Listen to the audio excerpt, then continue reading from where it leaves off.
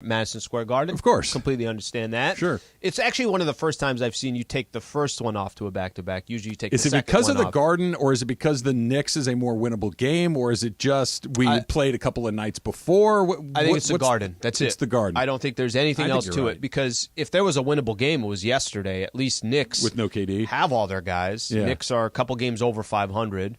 Brooklyn didn't have KD. They didn't have Ben Simmons. I think they were 3-6 over their last 9 games. So it's not like all of a sudden they went on a run. What when did they KD win? They was won out. like 17 in a row. Or was it, how many did they win in a row before they went back into the toilet again?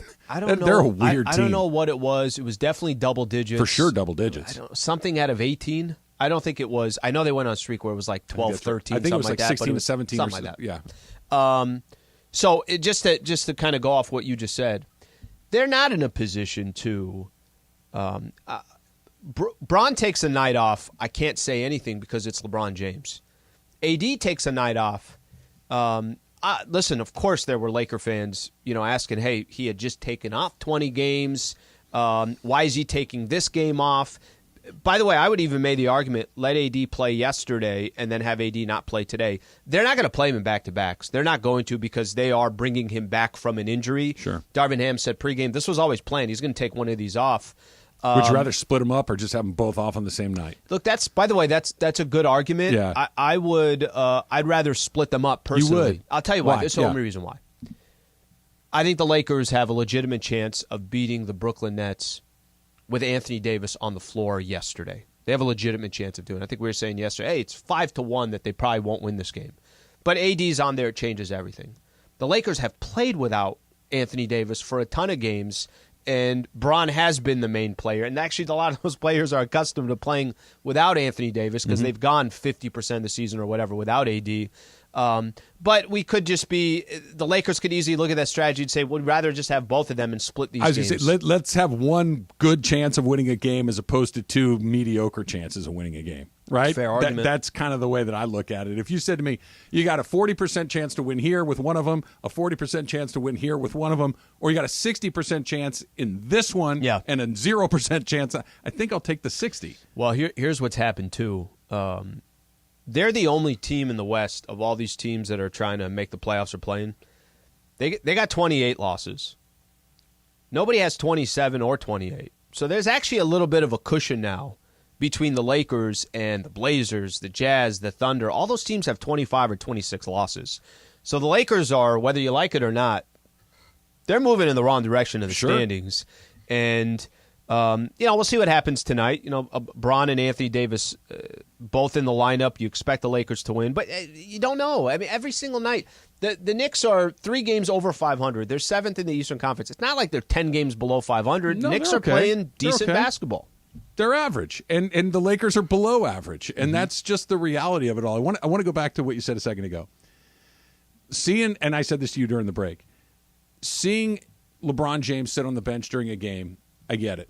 He's in his 20th year, and he's earned the right to take a night off here or there to make sure that he's at his best when he needs to be at his best. He's been playing heavy minutes all season long. He's been relatively healthy all season long, and it's just load management, for lack of a better word. He's 20 years in. He's averaging 31 a night now all of a sudden. You need a night off, LeBron James, you've earned it. Grab a seat, watch the game. We'll get you tomorrow night, and we'll go do our thing. I see Anthony Davis sitting next to him. I'm like, man, I just can't. It's the exact opposite feeling of that. It's like you were just gone for a month. And I know that he's coming back from an injury, but he is not in his 20th season. He's not 30 years old. No, you want to see him in. And it's this thing, he's just sitting there. It's like, there he is. It's just so deflating. It is such an underwhelming emotion to watch him. LeBron has earned the right to, I think about this all the time. When you've been doing your job for 20 years and you need a day off, take a day off. If you've been there for 2 weeks, you can't take a day off to go hang out with your buddies. You need to go work, right? And he's the guy that's, I don't want to say just got here. He's been in here for a minute, but you see him on the sidelines, theoretically healthy, and he's not there. It's just incredibly deflating every time you see it. And I think it's just going to be that way in perpetuity until he's playing 60, 65 games a year, and then it's just normal load management. On top of that, too, I pointed it out, right? Look at where they are in the standings. This is a moment where they only got This is the 52nd game of the year. They got 31 games left. Trev, there's not many games left in the season. It's not a lot. 31 is not a lot. By the time you get to the All-Star break, which is coming up in 8 games, you're only going to have 23, 24 games left. That's it. So it's the a ground sprint to the finish line. The ground that you have to make up, every one of these games certainly matters, and we'll see what they do tonight. But I'm with you. I get it. I understand it. You see Anthony Davis, and like I said, this was planned for them. He's not going to play in these back-to-backs. But it's but that's the thing, Al. Like, if it were just I don't play in back-to-backs, okay. I don't love it, but I get it. Mm-hmm. I get that this is the Luka Doncic and Giannis. These guys, they're playing 65 games a year. That's just kind of the way that it goes. It's the days of Jordan and Magic and Kareem, the thing that Michael yells about all the time, that you played 80 or 82 games. It's gone. It's gone, and it's not coming back. This is the way that it is. I'm okay with I don't play in back-to-backs. I don't like it, but I understand it. But you can't miss a month and then not playing back-to-backs. You can't miss, 3 out of 4 games and then not play. It's at some point you have to play, and he's not. It's terribly frustrating. What you want to see is what Bron has done this year. Fellas, get on my back. I can't guarantee you a win every night, but I'll lead us to wherever we're trying to get to. You want to see that a little bit from AD. So last night, Russell Westbrook cracked the top 10 in all-time assists. Unbelievable. Incredible. Yep, passes Gary Payton. Incredible accomplishment. Passed the glove, right? And Russell Westbrook is an MVP. He's a Hall of Famer, and he's one of the great point guards of his generation. And he's looking up at LeBron James. That's all I could think about. And no disrespect to Russ at all. I want to tell you why I can't get LeBron out of my mind. It's coming up next. It's Trav and Slee, 710.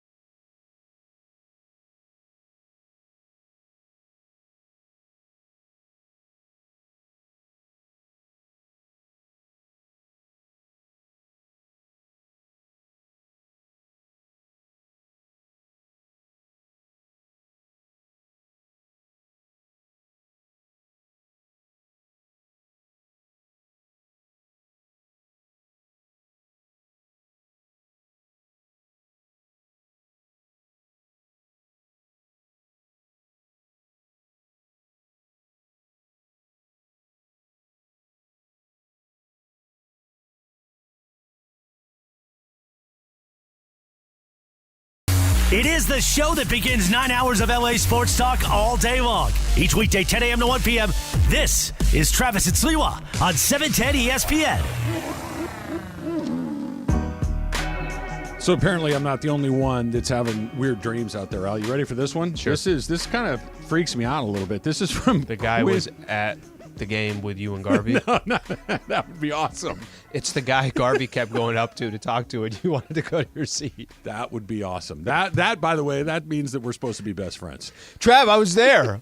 What? This is from Quinn Royston, who says, on Weird Dreams, last night I kept waking up in alternate universes, not having any idea how I got there. One moment I'm falling asleep. The next I'm in a car with my family asking how I got there. Plus, and this is the scary part, the sleep paralysis aliens swung by a few times. Super fun.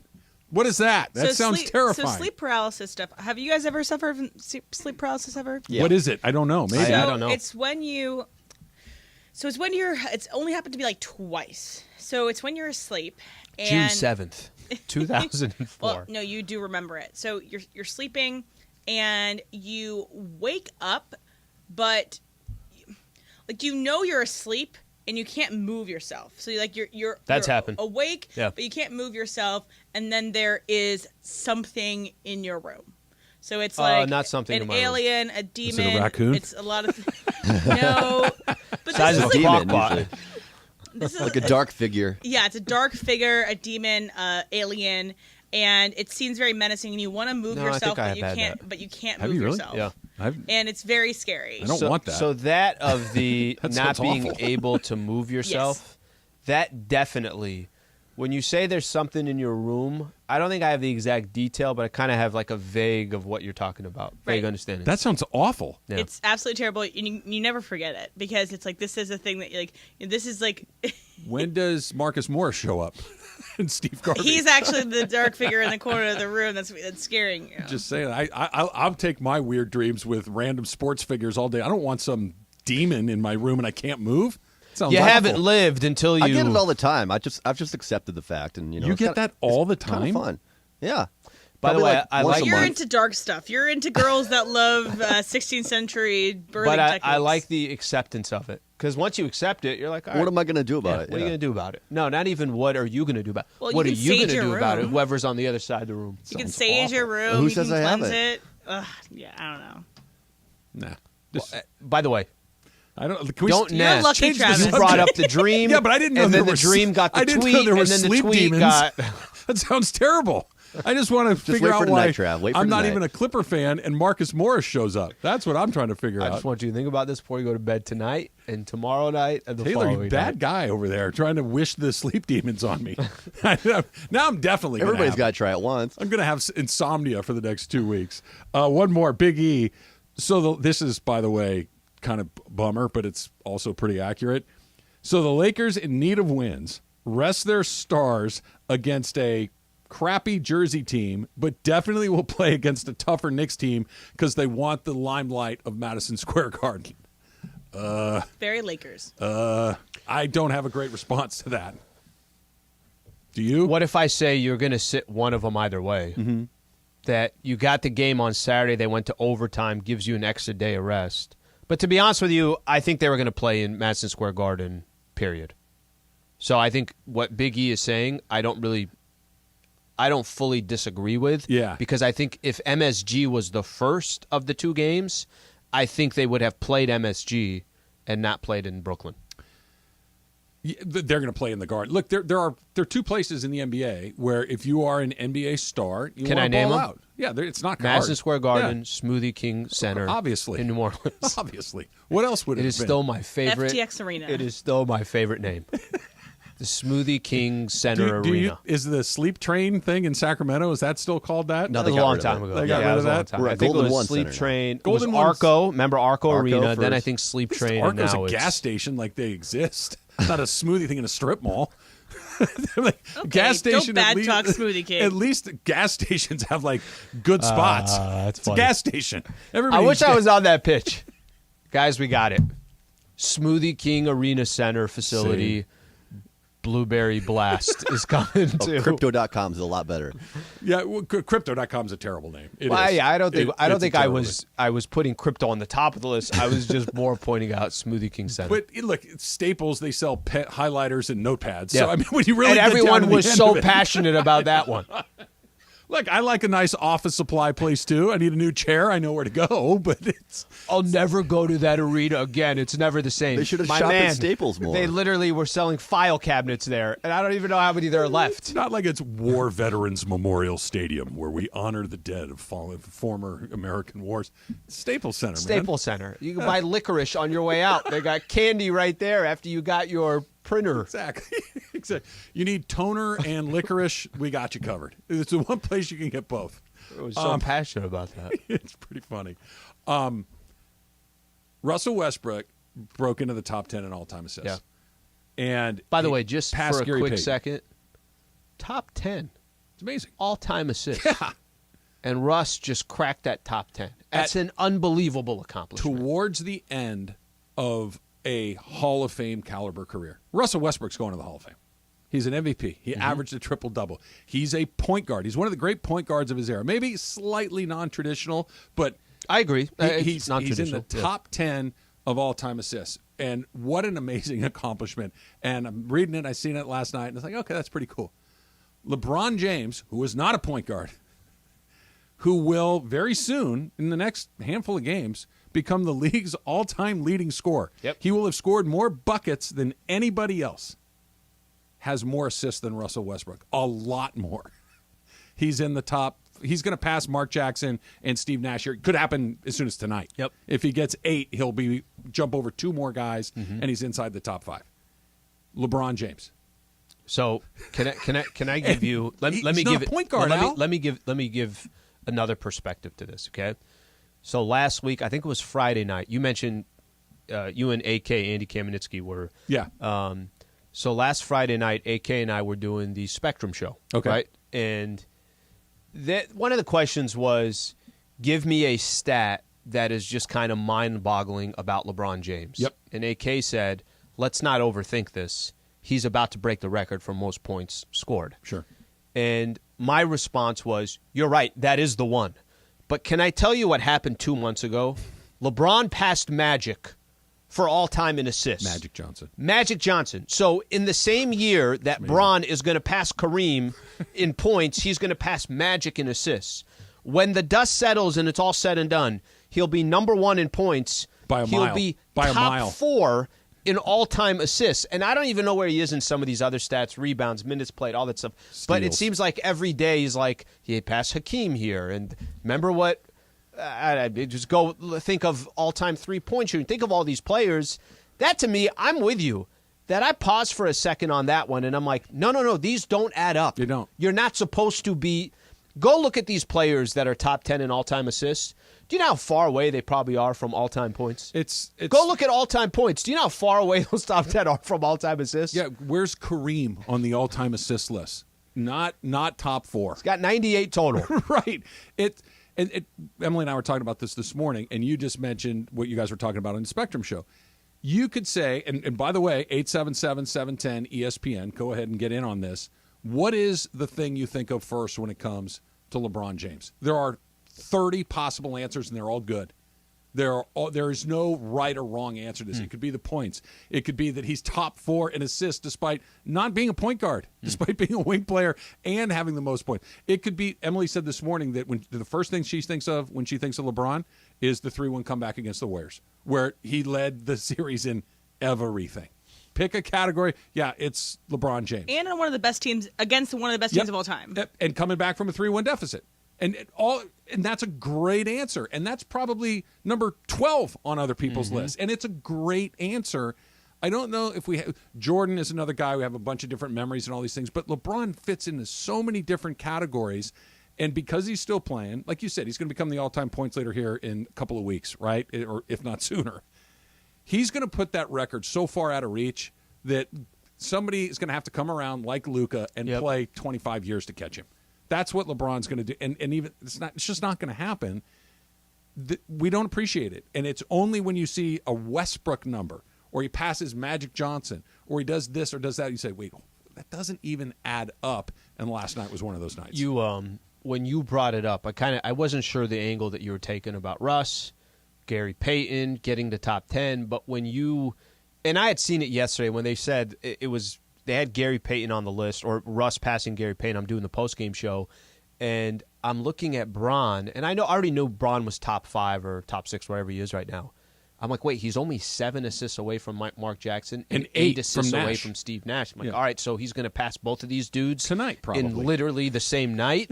But these are better moments to reflect on it, because I know for me, when I'm doing, hey, LeBron had 35, 9, and 10 tonight, I brush by it so easily because I want to point out that Thomas Bryant had 18 and 11. Right. And so it's and some people I think get annoyed by it. Oh, you guys, you talk too much about Bron. Look where the Lakers are. Nobody's justifying where the Lakers are. It's just the dude ain't going to play for his entire life. And if we don't do it now, by the time he's done playing, we'll have missed that opportunity to highlight it. Do you have something that jumps to mind? Like when you think of LeBron James, the first thought is what?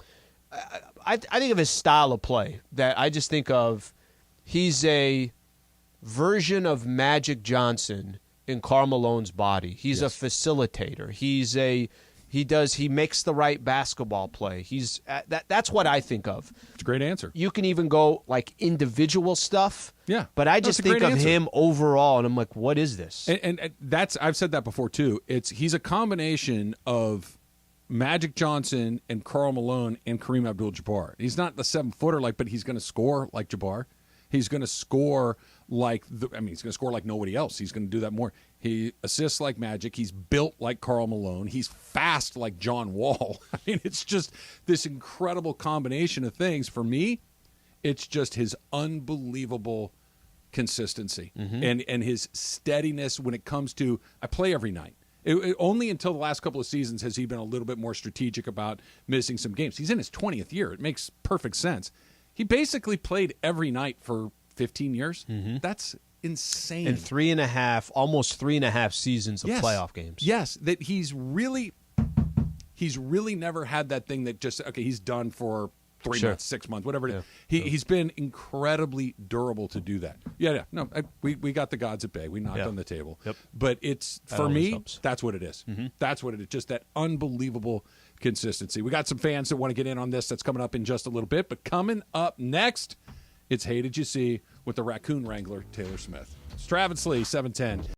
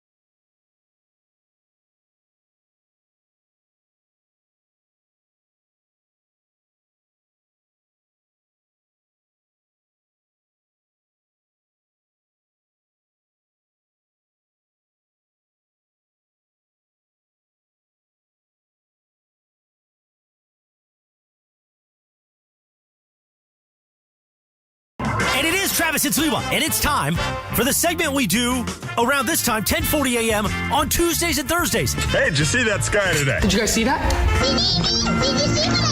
Basically, the days we don't do Ask Slee, we do this thing. It's called Hey, Did You See? Did you see that? I saw it. I did it. Did you see the memo about this? I mean, I'm excited. You can tell by my read. Hey, did you see? Did you happen to see? It's time for Hey, Did You See? Hey, man, did you touch my drum set? Have you read this? Right now on Travis and Sliwa. No critters last night? Nope, no demons in my sleep. I Sliding slept like a door baby. open or closed right now? I've been closing it. Okay. Cat's not happy about it, but gotta do it. Do Yep. you have to get up to let the cat out? Yeah, That sucks. yeah, gotta figure that out. What do you got for us? Okay, let's go. I was trying to think of a solution. I didn't have anything. I was thinking you could put it up high so the cat could teach the cat how to get in and out of it. Yeah. If the cat can do it, a raccoon could probably do it, right? Yeah, they can fit in a gutter if they want to. Take They're your very- chances, bro. Open the door. All right, Open it guys. wider. Did you see that 12% of U.S. households own a boat? So, Slee, if you had a boat or yacht, what would you name it? I can't do Ask Slee because you would use that. Ask C. Oh, Damn. that's not bad. By the way, those maritime to be a C puns, pun. I know, the maritime puns do not work for me. I'm trying to think here. Yeah, you can't do like a Showtime. You know, you can't do that. could. Yeah? You should have the SS Vlade Divac. Eddie Jones. I'm going to Eddie. Maybe a Showtime. Maybe something like that. Not It's got bad. a little tie. Not bad. I don't know if I'm trying to think of San Diego. Because you That's might not go bad to either. a lake. It's not, I'm by good the at way, this By the way, By the you way- should open a business naming boats. You're very good at this. I like that. All right, Travis. Showtime Lake. Or I mean, I feel like I need to name it after Steve Garvey right now. I just feel like I'm in a Garvey mode. It would be some baseball related Fernando Mania, even though it has Fernando. I would rename myself Fernando, and my boat would be Fernando Mania. can you do Mine, something in and out? Paint it Dodger blue. Anything in and out related? double, chopped chilies. Animal style, the boat. Animal Just- style. Oh, animal style. That's not bad. There you go. That's what not it is. bad. All right. That's what it is. Mine would be it's from Lost. So I know you guys don't watch the show Lost, but there's a character whose line is "See you in another life, brother." So mine would be SEA. See you in another life, brother. Okay. Not bad. Good ones, Emily. I like it. All right. Side hustle naming boats. Next up, did you see that moms spend an average of 68 minutes per day on meal prep? And dads spend about 23 minutes a day. So if your mom appeared on a cooking show, what would her signature dish be? Trav. My mom's a very, very good cook. And she does a lot of things really, really well. The thing that this is going to sound much worse than it actually is. There are these things called porcupines, okay? Do any of you know what that is? Mm-mm. They're Is it a cookie? It's not a cookie. It's an entree. And it's meatballs that have rice baked into them. Okay. And you bake the meatballs, and they have rice, and then they come with this sauce. It's like a tomato sauce that's got corn and onions and garlic in it, and you kind of drizzle it. Yeah, that sounds pretty good. Terrific. And I've never seen it anywhere. I don't know where she got the recipe, but it's called porcupines. I've tried to make it. I can't quite get it the way that she has it. That would be her pilot episode, is making porcupines. So, Taylor, this is a perfect example. I think I'm staying here all day today, right? Got the game, everything. So I literally just gave myself just enough time to make a PB&J sandwich. I'm like, that's going to be good enough. That's what I had for dinner last night. Banana, apple, grabbed a couple of things. I'm like, I'll just figure it out. Where if it was my girl, as an example, she would actually prepare something. My mom, I'd say signature dish. We did it at Mohammed's down in Dolma. Dolma. Yeah. Yeah. I mean, every time we have the entire family over, that's kind of like, all right, this is what I'm going to make. And that's use the grape leaves, the way they mix the rice, the ground beef, all the seasoning that Similar they to put what I together. there's no grape leaves in this one, but same lane. It's ground meat and rice. It's 200%. I've joked around about this for Thanksgiving. It's like there's no American dishes. They're all Middle Eastern dishes. Maybe a turkey on the sidelines. But, yeah, it's going to be probably dolma. Sounds good. So my dad is more of the cook in our house. So I would say his would probably be like a dirty rice, which is like essentially meat and rice and spices. And it just is always good, always the spot for me. But then my mom, so every year for our birthday, we'd get to bring into class this cookie she made, but it's essentially a version of a blondie. So you know how there's a brownie, there's blondie. So my mom makes really good blondies, and then also she makes really good chicken casserole. I feel like every mom makes a good casserole, but I ask for chicken casserole whenever I'm home, and it's my favorite thing. Have you ever had a blondie? No. Neither have I. I know what they are, and I've seen them. I've never actually. You should have Mrs. Hebel send us a batch. She also does this so there's butterscotch versions and chocolate chip versions, but my favorite was the butterscotch version of the blondie. It was so good, and it was actually, I guess it was my grandmother's recipe. Oh, and my mom makes really good coffee cake. Have her send it. Let's go. Yes, That stuff will do. travels. Mail us a box of blondies. Put them in a little cookie tin. I'm in. And Al and I will try our first blondie. I'm in. Sounds great. Next up, guys, did you What see about that- your mom, Taylor? What would she make? She used to make pork fritters really well. So it's like the size of your head, Yeah. a piece of pork tenderloin, and then it's just lightly breaded. Fried in the pan sleeve. Get out of the Sorry, way. Taylor. I got to cut you off for one good tweet from Corporate Greg's Peloton. He says, "What about shore time instead of showtime?" Not bad. That's a Not good bad. boat name. Not bad. Remember Shore Dave time. Shore? Remember Dave Shore? That'd be perfect for his. Short time. That's perfect for When are you his going right out, there. Sleep? Marina Del Rey? Let's do it. I'm in. But can we wait like First 2 mate right months? here. It's already too cold right now. I'm stuck on fritters, by the way. Pork fritter. My good little applesauce on the side there, Taylor, perhaps? Well, it was a good follow-up I did question by honey you because we mustard, wouldn't have got that if you didn't pickles. ask him. I know. It's good with honey mustard and pickle. Sounds terrific. Yeah. Yes. Have your mother send some of those. All right, next up. Did you see a 29-year-old woman has been charged for posing as a teenager to enroll at a high school in New Jersey? So her fake birth certificate was discovered 4 days after she enrolled. Sliwa, when did you stop looking like a high schooler? 8th grade. No, you know what? I actually think actually you'd be surprised. I think by the time I looked like a high schooler in high school. You know, kind of still had the fro. Literally, I think that was my hair. I still kind of looked young. I would say by the time I finished high school at 17. That's too. just when I, started or whatever. I think by the time I'm 18, 19 years old, you're like, okay, yeah, he's definitely not in high school. I think I've always looked kind of age appropriate as well. Like I don't know. Maybe by the time I was a senior in high school, I could have passed as somebody who had been out of high school for a little while, but nothing crazy. Like I didn't have a heavy beard or anything like that. I looked a little bit of a baby face until I was about 18 or 19. I think I could have pulled it off. I wouldn't have been 22. They would have been like, yeah, nice try. Beat it, buddy. Get out of here. I was still trying to get in all the high school parties at 28. This story happens once All the a year. time. It Yeah. happens. I don't understand the desire. What to- are they trying to get done here? Like, Wait, what's the wasn't end there a game? dude? I forget the details of it. Well, wasn't there something sports related? That's the most common one, where Somebody is a guy, typically a man, graduated. he's 22 years old, and he goes back to play high school basketball and hopes to get a scholarship because he can Something dunk. like that.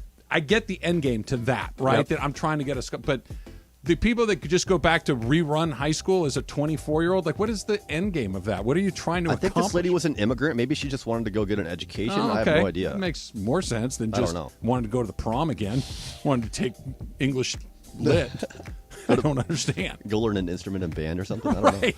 That's actually a pretty good idea. Let's too. do one more. Did you see that 91% of young people experience daily bouts of boredom? So, Trav, what makes a person boring?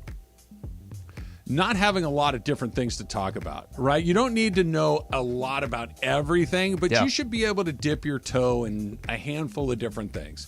Like the person that is boring to me is the person that is an expert on one thing, and it's the only thing that they are conversant in, and the only thing that they want to talk about, can talk about, and that's their entire life is this little silo of information.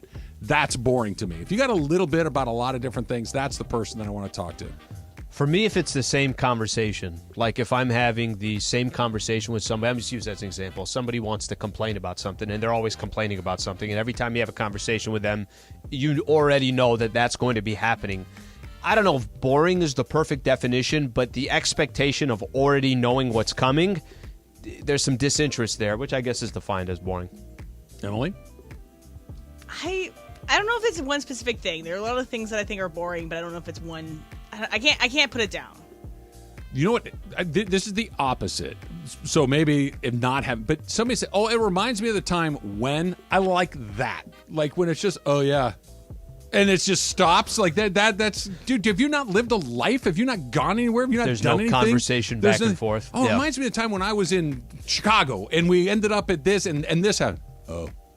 Does Give it that not remind person you of alcohol. anything? Give that person alcohol. They'll start Worse. talking. Worse. If they're Go quieter one or with the other. alcohol, that can't be good. All right, we'll go back to the Lakers. They are in the Garden tonight. LeBron is going to play. AD is likely to play. And what is our most important, or impressive, not important, most impressive things about LeBron James? The list is long. It's coming up next. It's Travis Lee, 710. All right, Chris. Yes. Who is the most famous person in your contact list? I know everyone thinks I'm going to say Keyshawn. And he's pretty famous, right? But I think it's Bob Costas. Bob and I worked together years ago. I've been doing this a really long time, so I have a bunch of people in O'Shea. Can you FaceTime him? FaceTime one of them? Yeah. Oh, yeah, you know I got your back, bro. There he is. There he is. Michael Caine, the actor Michael Caine. Can you FaceTime him? Right now? Yes. Hell no. He's somewhere in England, hasn't made a movie in 20 years. No. Is comedian Bill Engvall. Can you FaceTime him? Right now? Try. Bill, What a surprise. how are you? I'm good. What are you doing? James Worthy, I think, is the most famous person in my contact list. And if I tried calling James Worthy, there's a 1,000% chance he would not answer. James Worthy. You know who's not in the Hall of Fame, who should be, who's in this phone? Steve Mason and John Ireland. They need to be in the Radio Hall of Fame. I mean, I guess maybe Jay-Z, maybe. Wrong. I mean, I don't know if he's that. Yeah, I guess maybe Jay-Z. Harbaugh, he's pretty famous. Charles Barkley.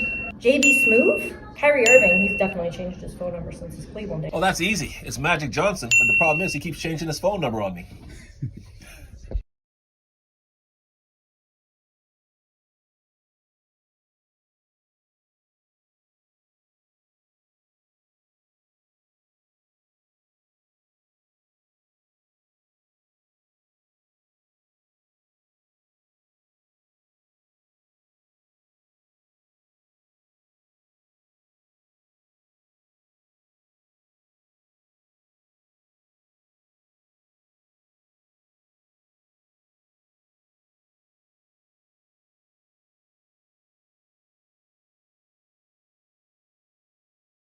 It's the Travis and Taylor show. Both Emily and Slee have bailed. I don't know what they're doing. These breaks just keep getting shorter and shorter. I don't know. They're just out there doing what they're doing. I'm looking to the kitchen, Taylor. I don't know if you can see them where you're sitting. Can you see what's on the counter in there? The green boxes? I cannot. Okay. Here, let me- There are. Oh, I see. Yeah. I'm not going to say it out loud. I don't want anybody to find those. I am going to say it out loud. So if you want them, you need to go run and get them right now. It's Girl Scout cookie season. Thin mints. Those are Thin Mints that Greg just took out of the freezer. Those are sleeves of frozen Thin Mints that are just sitting there waiting to be consumed. What is he thinking? He's just giving them up? Well, he said, he goes, I already had an entire sleeve, which is the correct way to eat Thin Mints. You don't eat a cookie or two or three or four. You eat the entire little foil sleeve. Did you see him out there, Al? Saw him out there. Yeah, we you, got some did water you open and- the box? No. No? You offered cookies this Yeah, I morning, offered. and I abstained. I'm like, By the way, that's very nice of you, but no thank you. Good move on your part. I don't know, good move, but it was you showed some Self-control. Yeah. Yes. I'm going to exercise. I did not know it's Girl Scout. Easy for me to say. Girl Scout cookie season. Yep. Obviously it is, unless those are a year old and been hanging around. Oh, I'm they're going gone. to. Yeah, they're gone. By the way, I just took them all. I will eat an entire sleeve during this show. No If problem. no problem. That's a lot. How many are in a sleeve? 10? 10 would be my guess. They're small. They're only like a little sand Okay, dollar. honest. Do you feel sick after? Of course you feel sick. Could you imagine eating 10 cookies No, and not I have feeling not sick? had 10 cookies. I have not Is had this 10 a cookies challenge? in my There you life. go. They're not wrapped in they used to be in like a little cold. silver foil. Smaller? Their cookies are so. Let's I'm see. good. 1, 2, 3, 4. By the way, you don't give us a sleeve. Share with the office. So we going to have a whole sleeve here? By the way, this is I cannot. Do you know how many are in here, Slee? I just counted them out. 12? 16. Oh, yeah. They're gone. Gone. Did you really take down a whole sleeve, Berg? Of course. It's the only way to eat them. You You ate a whole sleeve today? It's a serving size, right? That's a lot. Where are they? All right there. Slim. What you need to, like, if you're watching us on YouTube right now, you can see me holding up the sleeve of Thin Mints right here. Like, if you just said you're going to sit on the couch, Lakers and Knicks tonight, right? And you just got this thing next to you. You pop one in every couple of minutes. It's not a big deal. But looking at the whole sleeve, just like, hey, Trav, but you can't eat a sleeve. I don't think I could, honestly. You could do 4 a quarter. Just do 4 a quarter. You're there. 100%. I could do 4 a quarter, but just sitting here like, hey, Trev, but you can't finish these before the end of the show. That seems that's a little extreme. That's way too many. Way too many. Knicks tonight, LeBron tonight, AD tonight for sure. Yeah, I think he will. Yeah, I think he will. It has to. Yeah, right? I think that was kind of strategic. He's going to sit one of these games. So. It has to be so many different things going through that dude's head. There has to be so many different things going through the Laker brass head, through the Laker coaching staff head, because, like you said, we're just spinning the clock. And how many games you said? 30? I want to say 31. 31? Something like that. Yeah. That's not much. That's nothing. That's nothing. That's going to go by like that. And every time they don't play, they're very likely to lose. Mm-hmm. They're in 13th place. They're not moving in the right direction. 28 losses for them, the closest in front of them, 26. So there's a little separation between. And I get the argument. You've made it. I've made it. That, hey, look, they're only 4 games out of the 4th spot. I get it, but we've been saying that for 2 months, and they've never even come near the 4th spot. That they continue to actually get a little bit further behind. At some point, you get into you have to win these games, and I think we're there. That we are in the there is no more pacing yourself. There is no more wait for the cavalry to come in. There is no more we're going to make a big trade. You just got to go win basketball games now. It's that easy. That simple. You said it best when you were referencing it's not like the Lakers. Hey, remember 2 weeks ago when they were number 7? Mm-hmm. No. They have not been in number 7. Right. Now, you remember a week ago where, man, if they didn't lose those 2 in a row, they went from 8 to 11th. Mm-hmm. They've basically been 12 or 13th the entire time, right? They've never actually gone over that line to get into that playing tournament. They've been close enough within striking distance, but you're going to need 6 of 7 wins. You're going to need a 5-game win. You're going to need stretches like that the rest of the way. Yeah, it would be so much more palatable if, hey, we were in 7th 2 days ago, and now we're in 13th. Tomorrow you're in 9th, and it's not. You're in 13th over and over and over and over again. Let's try a phone call here. Let's go to Ontario and Steven. Steven, you're on with Trav and Slee. What's up? Hey, guys, just a couple of quick points for you. I saw towards the end of the game, some of these Laker bench players were laughing. It feels like there's no pride in that team, to be honest with you. Like, LeBron's got one mission. And granted, LeBron's been playing amazing, absolutely. But Westbrook, at the end of the Steven, game, I want you to finish your thought, but when you say LeBron has one mission, what one mission are you referring to? To get the scoring record. Okay. Now, does he want to go to the playoffs? Yeah. But it just doesn't feel their body language is just like they don't care. And maybe that's just today's player, but that's how it feels. I mean, AD is, 26? Why are we babying this guy? Get him out there and let's see what he has. What are we waiting for? There's 30 games left. So, Steven, I'm gonna push back a little bit on the – I think if there's one thing, I think it's fair if I describe this Lakers team this year, whether they're perfect, they're not, whether they execute, they're not, the team fights every game. So I don't agree with they don't care or I don't either. They're just hanging out. Now, if you watch a game and there's some dudes at the sideline smiling, you're down 15. I know people don't like that. I know that's just like a natural tendency in sports. And I'm the same way. It's like if you're angry, I'm like, no, he's got to be angry too. I'm angry. I'm with you on that, Al. And it's one thing if they're over there carrying on and having the time of their life, but sometimes the commercial or the camera just lands on you right 100%. When your buddy says something funny. Sure. And you laugh, and you haven't been laughing all night, but the camera's on you right when you go. But it seems like you don't give a damn. But I don't agree with they don't care. If there's one thing, I could fault the Lakers for a lot of things this year. The one thing I will not fault them for is I do think they come into these games with fight. Yesterday is an awful and a good example. Down 19 again. Yep. Find a way to come all the way back, and they're up 7 in the game, and then they end up losing by 14. Get outscored in the fourth quarter by 14 or whatever. Yeah, look, it's confusing. This gets put together often.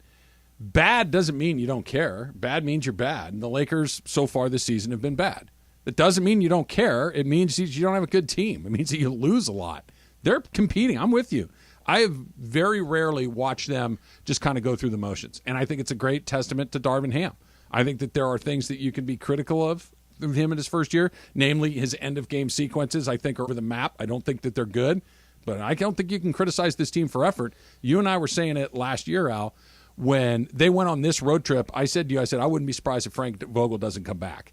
And it was because the team seemed to just be kind of like, we're just, whatever. Yeah. Not for a single night. They were getting blown out by 30, and there were times where it looks like they were giving up. I think this was going into last night's game, so it may have changed slightly. The Lakers are outscored on average by 1.1 points per game. They're in these games. They're not. You can't not care and be within a basket or two on a regular basis. Sure, I agree with that. They're just not. Bad does not equal don't care. They're just right now. They're not good, but I do think that they're competing. Yeah, and you're kind of reaching a point of the season where it has less to do with, well, wait till AD comes back, or it has less to do with, that schedule is going to soften up. Nobody cares anymore. Even the Celtics game, which we spent a lot of time on yesterday. Everybody complained over the weekend of it. Really, truthfully, at the end of the day, all that stuff is behind them. You're either making a move now or you're not going to. We'll see what happens. Let's try another one. Let's go to Marvin in Long Beach. Marvin, you're on with Trav and Slee. What's up? Hey, Trav. It's just we're 4 games out of 4th place, you say, because they stole 4 games from us. Boston, Kings, Sixers. Come on now. 4 games out. These refs, they're crazy.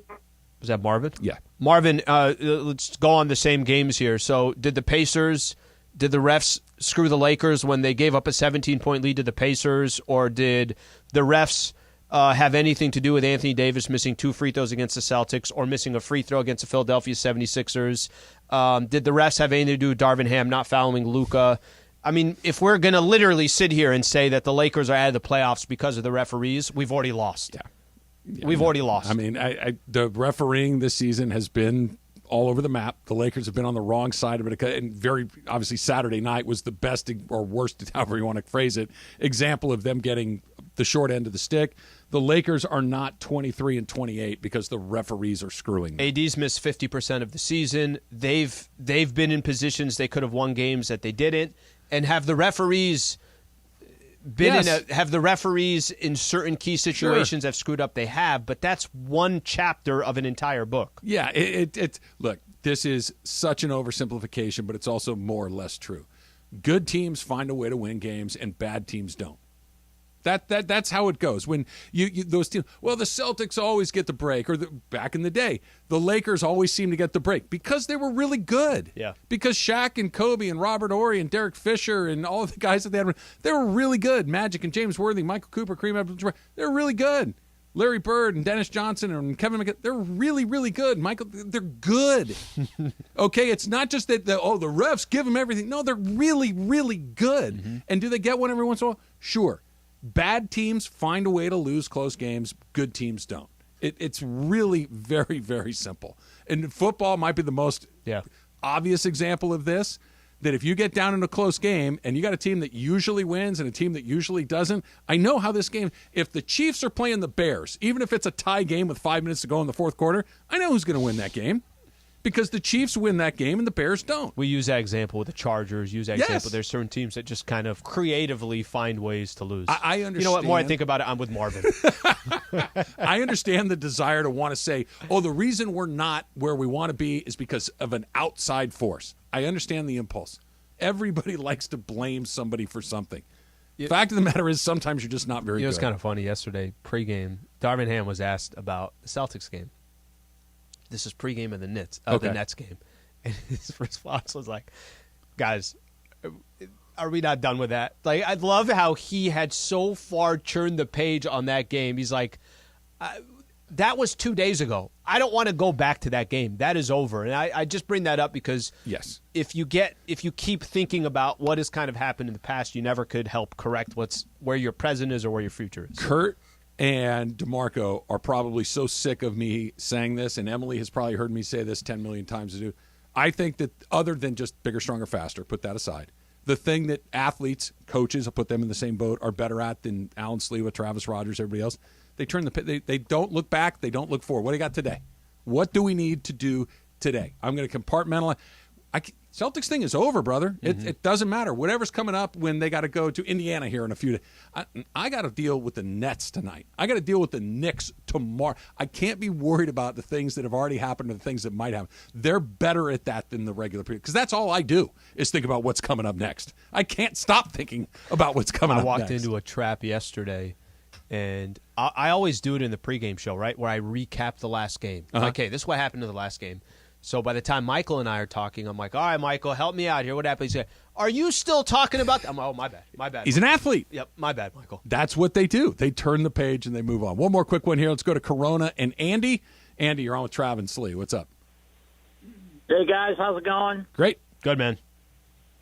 So I'm going to give you a name for the boat at the end of the conversation. I just want to say if LeBron and AD do not start playing, and I understand the toll is it's going to take a toll on their bodies, but if they don't start playing every game or 3 out of 4 games, they're not going to get to the playoffs. It's not going to happen.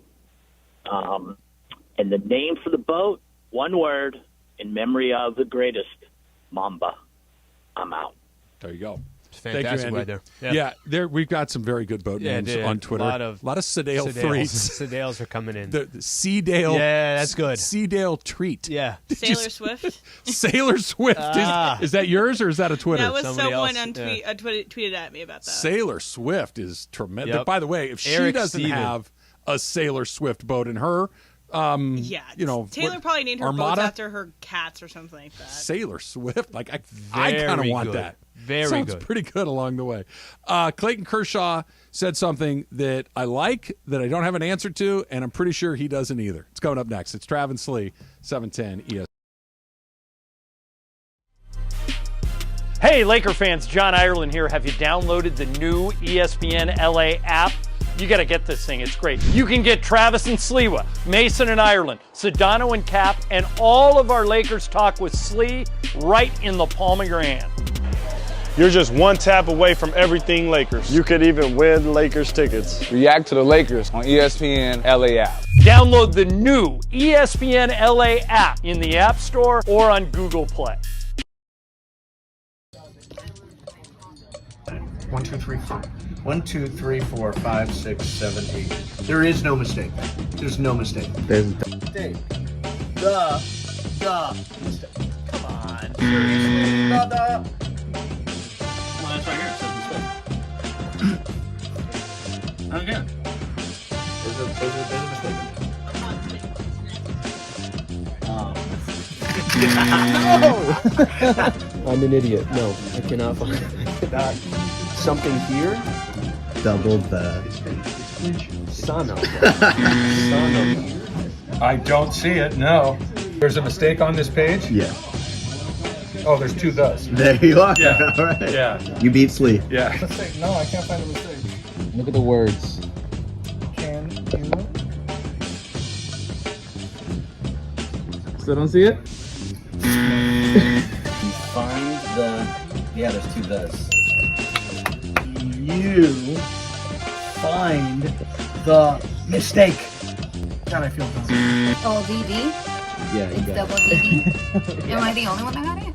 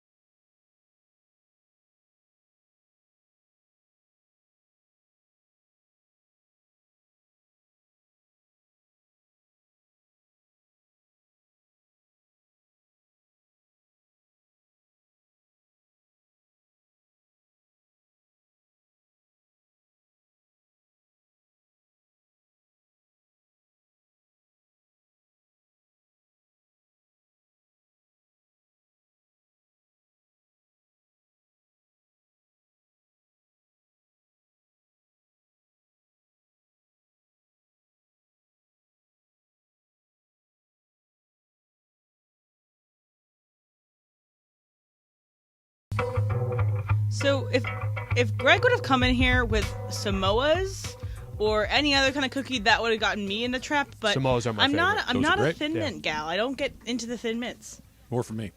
I They like don't do Samoas it. too. They They're don't great. do it for me either. Yeah. My family used to freeze them though, and then give them out as Christmas gifts. Those were frozen. They are? Yep. Yeah. Greg had them in the freezer. No, I thought that they're he cool. got it yesterday from. He had them a in the guy. freezer here, though. Oh, okay. Because Yeah. my parents will freeze them and give them out as Christmas presents. So like you Oh, can't that's usually nice. get them in Right. at Christmas time, and so then they give them as Christmas presents. Took 3 down Yeah. in that break. I literally walked out of here with the sleeve to get them out of temptation's reach, and I didn't even make it back to the kitchen. 3 down. Yeah, you came 16's a piece of You cake. came in, mouth was full. I don't know what you were saying to Emily, and you just said, well, that didn't go well. And I said, what was the damage? You said 3. I'm like, yeah, but you just went over there, and then I just They're stopped. small, and I'd like to go back to my original position. I've now flip-flopped twice.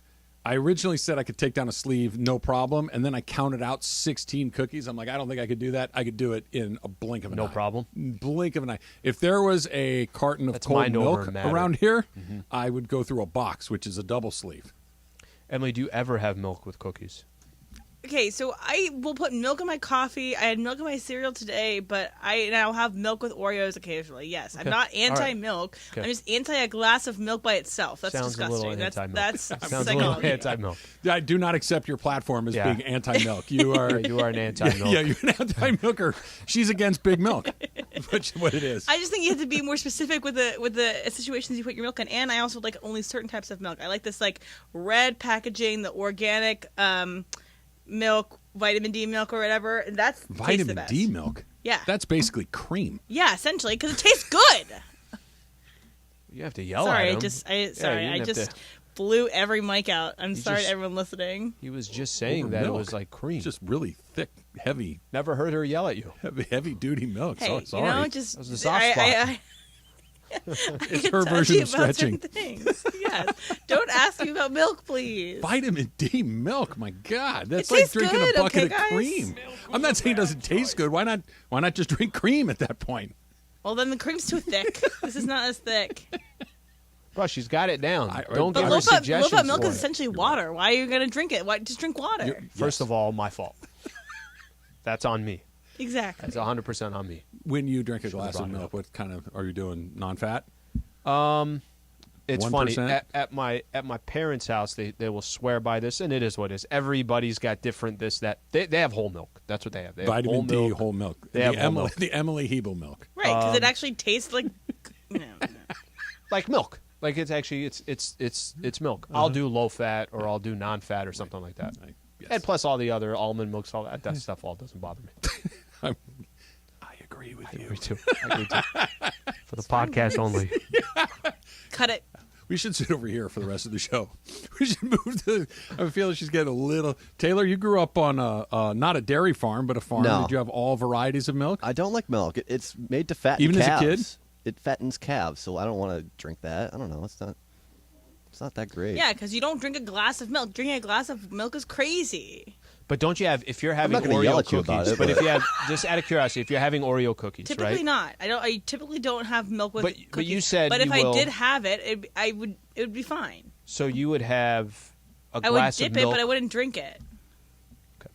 I'm good. Go Kershaw. Yeah, Go let's. Kershaw. Do you know how, like, in a limo they can close this? The I think she would partition- close yeah. on us right now. The little partition. She would, she would put just the divider up. She'd have a curtain. I agree with you. Clayton Kershaw, in an interview, said, when you have a regular season like we did, obviously our expectations were a lot higher.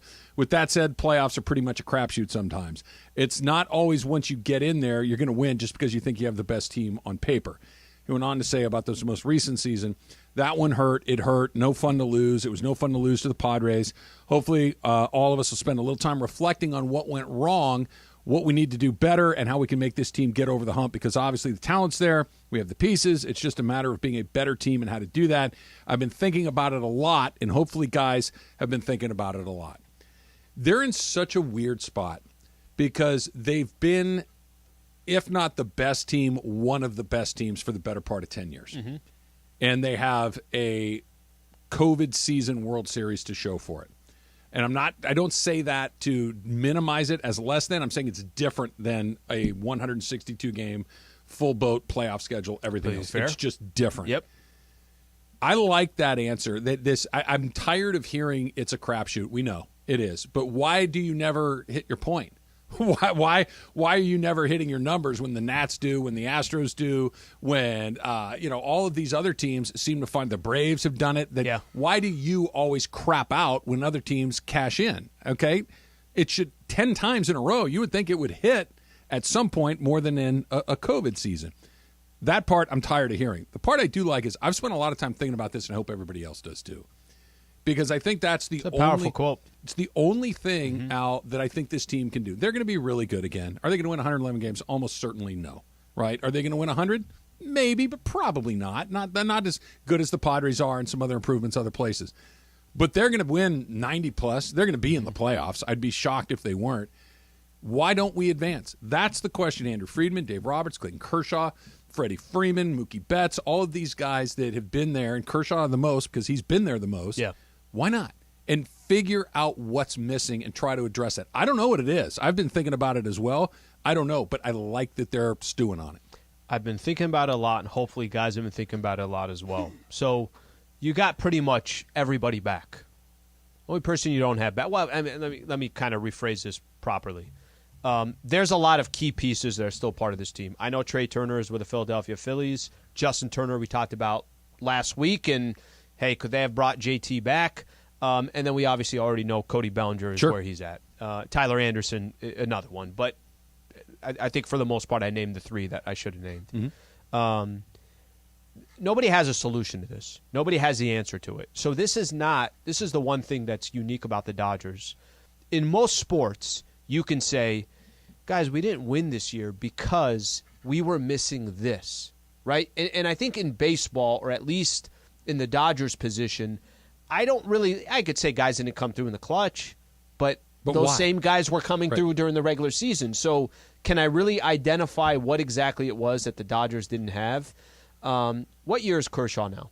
In the league? Yeah. I'm going to have to look it up. My guess is like 14. Okay, I was going to say, it's probably 14, 15 years, something like that. This guy also is at a stage of his career where this is it for him, right? He's signing one-year deals every single year. The way he might take a loss in the postseason. 15 in. This will be year 16. Okay, year 16. The way he takes a loss in the postseason might be different than the way Will Smith takes it. And I'm not telling you that Will Smith doesn't care as much. I'm telling you that Will Smith is just a lot younger than Clayton Kershaw. So I wonder if him as kind of one of the leaders of this team, this could be, you just never know with Kershaw. Is it his final years? He got a couple more years left, but he approaches the game so much differently than some of these other guys. I think it's the right quote from the right person. I'm excited about this because they have such a different approach. They have such a different jumping off point, whereas this isn't just let's put together the best possible team we can and let's just see what happens in the postseason. There's an immense amount of pressure on them to figure out why they can't win the World Series, to figure out why it goes wrong kind of the same way every single time, which is their bats tend to disappear in the post. I know the pitching's better. Other teams get hits. You guys got really good pitching too. They're finding a way to score runs. This is the challenge. Do you do it maybe some younger, newer, fresher, to kind of the opposite of what you're suggesting? Kershaw, it's, hey, listen, the clock is ticking really loudly to me towards the end of my career. I have to cash this thing in, the pressure that comes along with that. Yeah. Whereas you throw an Outman or a Bush or a Vargas or any of these guys like, hey, man, I don't even know what this is. Let's just go play. It's just another game, right? I wonder if having a little bit of additional life doesn't help them. And do you go have a manager that's screaming and yelling? Do you have somebody that's a little bit more steady as she goes, like Dave Roberts? Do you consider making a change there? But you're getting into that point where just saying, sometimes the best team doesn't win. I agree. But sometimes the best team does win and you don't. So why is that happening? And I know this is so unfair to ask as we're sitting here in the final day of January. Let's just say the Dodgers win 95 games this year. And are out again in the first round because there's a lot of other really good teams that are out there. There are, right? The for Atlanta sure. Braves, the Phillies. Just look at the NL, Padres. the Mets, the Padres. Go down the list. There's a lot of really good teams. And I know it's so far down the road, but if you Okay. And that's the question I was going to ask. Because I think you do reach a point where you say to yourself, for the sake of just, we can't just keep doing the same exact thing and expecting a different result. That's it. That's exactly it. That I don't know what to do, so I'm going to do this. That's what. And Andrew Friedman's not going to fire himself. You're not going to get rid of Mookie. You're not going to get rid of Freddie Freeman and Will Smith and the guys that are great. Dustin May is not going to be sent out for no. The manager takes the bullet in that situation. Try to bring in a different voice and see what happens. The only way it doesn't happen, and I'm not saying it's 1 in a million, it's 1 in 3, is if they look. He'll take those slings and arrows. He'll be the guy that just says it's my fault, even though it's not. That he's willing to be the guy to take on that burden. Then maybe you leave him out there. Because I don't know if anybody else is going to be dying to not make a ton of the decisions. Because I think we're on the same page. We both agree that Dave Roberts makes some decisions, but not all of them. He's not running that ship by himself. He's collaborating, so to speak. And he's been there long enough to where, it's fair for if there was a different manager in there, would the result be any different? Or no, this is what you get, and Dave Roberts has actually been pulling only the one way to find out. Only one way to find out. Only one way to find out. And only one result will give you that conclusion is if the same result happens again this year. Factor Cap coming up next. It's Trav and Slee, 710.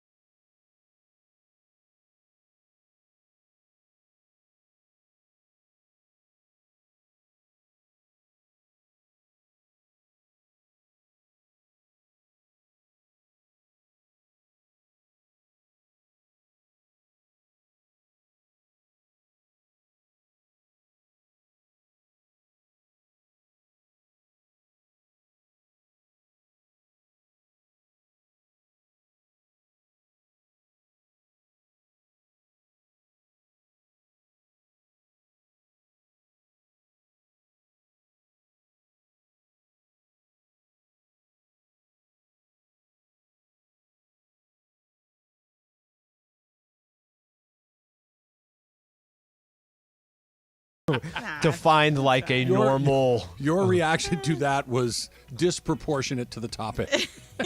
But if you imagine, so it's funny because in my own household as growing up, I had like reactions, but that's all conversations with me and my sisters are all like getting weird out at weird subjects and stuff like that. So just I don't know, it's just how I was raised. But so I watched recently this movie again called The Best in Show. I know Taylor loves this movie, but The dog show movie? Yeah, the dog show movie. So Eugene Levy, his character has literally 2 left feet, and so he always wears 2 left shoes. So you would rather have 2 left shoes at all times, so you have to always wear 2 left shoes, than only be able to wear open-toed shoes. That means like when you go play basketball, when you go to a fancy dinner, you have to wear flip-flops, anything where you can show your toes. All right, Travis, Factor Cap, you'd rather have 2 left feet. I think I would rather wear open-toed shoes. So where does that come down on? And is that Cap? That is Cap. That's Cap. Yeah, so Cap for me. I mean, it's been a long time, but every once in a while you put the shoe on the wrong foot, you're like, that feels terrible. Like, you can't take a single step with that. Even if I got to go to, Morton's in flip-flops, I can muscle through it. It's California. People won't look at me twice. If I got to go get married in flip-flops, it's California. It's going to be okay. If I'm walking around with 2 left shoes, people are going to think there's something wrong with me. All right, I'm fact. Give me the 2 left shoes. I think there's times you just got to have, you need to cover everything up. There's certain moments, I know. I get it. It's SoCal. I get the whole thing, but it'd be incredibly weird walking into church with flip-flops. It'd be incredibly weird. I guarantee you there's a church you can come in flip-flops. People do no wear question flip-flops. about it. Yeah, no question. And people are wearing... Probably not the Vatican. Sundays at 9 a.m. Jesus Mass. wore sandals, man. That's right. That's right. Sunday, 9 a.m. Mass, they're wearing football jerseys for their squad that's about to play at 10. They are. The rules have changed. They're doing it. But I need some times where I feel like it's appropriate. Go play a game of basketball or something like that. Pickleball, maybe it doesn't matter. Running in flip-flops is basically impossible. It's backpedaling in flip-flops, impossible to do it. Can't do it. Do you remember Benoit Benjamin? Yeah. Right? You know the story about him, right? They went on I believe he was playing for the Clippers at the time. They went on a road trip to Seattle to play the Sonics, who were still in the league at the time, and he only brought left shoes. Like, he brought a pair of shoes, and they were both left foot or right, same side, whatever it was. And he had the biggest feet on the team. There were no other shoes for him to wear, so he didn't play. How is that not story told once a week? That's an incredible story. I think I'm 90% sure that's true. There was a Benoit Benjamin. I love that. There's 93%. Benoit Benjamin brought 2 of the same sided shoes to a game. I know that. That's 100% true. That's amazing. Yeah. Taylor? Cap, I don't want those 2 left feet. Can I cut a hole in my sneakers and just have my toes hanging out? Does that work? Yeah, as long as your toes are free. I'm going to do that. Trim those nails. Yeah, no one wants to see the dogs. All right, so I had a cousin reach out to me to see if she could use my HBO Max password, and it's a streaming service that I share with my friend. Me and her both trade off paying for it, so it's not totally mine. So I typically only let my immediate family members use it. So let's say I have my sisters can use it if they want to, my parents can use it if they want to, but once you extend outside of that, it gets to a little bit of less leeway. So you only let your immediate family members have passwords for streaming services. Alan, Dr. Cap. All right, it's fact, but I also have not been asked by, I don't have Berg coming up to me or Trav coming up to me and saying, hey, Al, that AMC Plus? Trav might soon. That's the one that you bought on because I give you bad info. That's right. Yeah, that's the one I got. But if you did, I would give you the password as long as I'm not taking, I can't be like, yeah, Trav, I'm going to get it to you, and then call my nieces and say, hey, Disney Plus, it's gone. I give it to Travis. I'm giving it to Trav. If I have the availability to do it, I will do it. I am hoping that you come back to me and say, Al, I don't know if you have this, but I have this. Can we barter here? Yeah, I'm hoping that there's a little barter involved. I think that's it, right? You got to get a little, you got to give a little. If you called me and said, hey, Trav, can you give me your HBO Max password, for instance, I would say we got to call Jay Stu because I'm using his. and I don't actually know what the credentials are. I would have to, if I ever got logged out, I'm screwed. I couldn't get back in. I'd have to call Jay. But what do I have? I have Netflix. I know you do too. But if I had Netflix, I'd give it to you. Yeah, Emily texted me, I think it was like a week ago or something like that, for Pandora, and I said no. She said no, you cannot have it. She wanted commercial free. She wanted commercial free. Exactly. But also the thing with Netflix is like you can only have so many people watching at the same time. So if you have too many people on your account, it really bogs down you being able to watch it. So there's things like that where like you don't really want to share it that much. But like how many people can Hulu, have it? Is there a you number? can only have 2 people watching Netflix at the same time. Okay. So like so my sisters and I have the same HBO account, so I'll have to occasionally text my sister's group chat and be like, "Someone get the F off the Netflix. I want to watch this." And yeah. Anyway, so that's kind of They're our like, sisters. No, that's Somebody bring very, up milk. That's Milk and very Netflix. typical. Taylor. Cap. So my family, I don't share anything with them, but the only services that I pay for are YouTube Premium, Slee, my man. Look at you. and Apple Music, and the rest I have Bootleg. Bootlegged. It's like ex-girlfriends, ex-roommates, all that stuff. I just still. They use don't it. know that he's logged in, and it's already saved on his. Yeah. I didn't even know there was like a maximum amount of people that can be on it at any I one didn't know time. that either. Yeah, so apparently we're not either. You and I are not watching a lot of TV, or whoever we've given it to doesn't watch a lot of TV. You're probably right about that. Or both. I'm like at a 10:30 at night. That's when I start watching. I've won a couple episodes of Seinfeld as I fall asleep and turning it on. That's it. So this is something that my parents kind of instilled in me and my sisters when we started learning how to drive, was that they wanted us to use the parking brake at all times. Like when you park your car, you pull your parking brake, and so it's just an extra step when you start your car, you have to undo the parking brake or whatever. So, but I stopped kind of doing that once I stopped having living around in a hilly place. And so, but my sister still doesn't, and she lives in Orlando, Florida. Flattest place on earth. Exactly. So she still puts on her parking brake in Orlando, Florida. So you never use your parking brake. Taylor, fact or cap? Cap, I do it all the time. I drive a stick shift, and it's just a good idea to do that. I know that one time I forgot to do it, and I don't know if it was a prank. I was in college, and somebody moved my vehicle. So they moved it like 3 parking spaces over. Either that or it rolled, but it was a flat hill, so I don't know what happened. But ever since then, I've learned to just use it all the time. Travis? I use it virtually every time. Do all your cars? So the Silverado, if it's on an incline, will do it automatically. Okay. That when you put the car into park, it will automatically apply the park. If you're on a heavy car. If you're on flat ground, it will not. But it's one of those things. I don't know if it's my dad who taught me to drive. Muscle memory. You do it. That's what it is. It's you get in the car, you put your seatbelt on, and you go. You get out of the car, you take your seatbelt off, you pull the brake. Every single time. So I do not. I don't even really pay too much attention to it. Especially my mom's car. My mom's car, it's the foot one, right? So you just got to put it your left foot. You put it down. I completely forgot. Like I don't even. I guess I just don't do it. And muscle memory back in the days, I think I've joked around about it. That Nissan Frontier I used to have. I pull that bad boy up. I'm like, I don't know where this truck's going, even though it has barely any horsepower. But I used to pull that thing up, but I don't do it now. So, Greg had the Girl Scout cookies, and did you guys ever do any like Boy Scout or baseball or basketball fundraisers where like you had to sell something like magazines, Christmas trees, I think wrapping basketball paper? we did, yeah. Basketball. Yeah, so you guys have had the situation. So, if there was a fundraiser when you were a kid, you did the selling, not your parents. Travis, fact or cap? Fact. No, that was one of those that we're not only, I don't want to say we won't help you, but we're not bailing you out. If you're supposed to sell 10 widgets, boxes of cookies, Christmas trees, whatever it is. Yeah. If you sell 6, we're not buying the last 4. You're in this for yourself. You had to go do it. They might help you get organized a little bit, but it was on you to go get those things done. And my mom, or my dad, I should say, was staunchly opposed to, I'm not taking this order form into work. You're going to go knock on people's doors in the neighborhood. I am not doing this for you. You go do it. Fact 2, and this had to do with a couple things. Number 1, my parents barely spoke English, so they didn't know what was going on. So it was I had to do it. My dad 100% would not have been like, oh, let me help out with this. Right. My mom, I think more, okay, how can I help you? But I was going to eventually do the knocking on the door and do the selling. Taylor? The only time I ever did this was in FFA, actually. We sold grapefruits and Future oranges. Farmers of America, Sleep. Yep, there you go.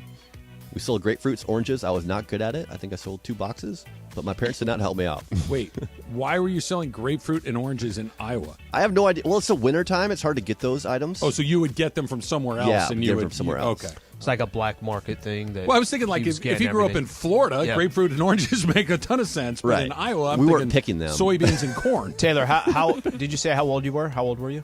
Probably 15. And they were just every house they'd say no. It sounds like a good sale. Like somebody knocks on my door and they got citrus, they got fruit. Okay, I'm in for that. I wasn't very diligent. I got to be honest.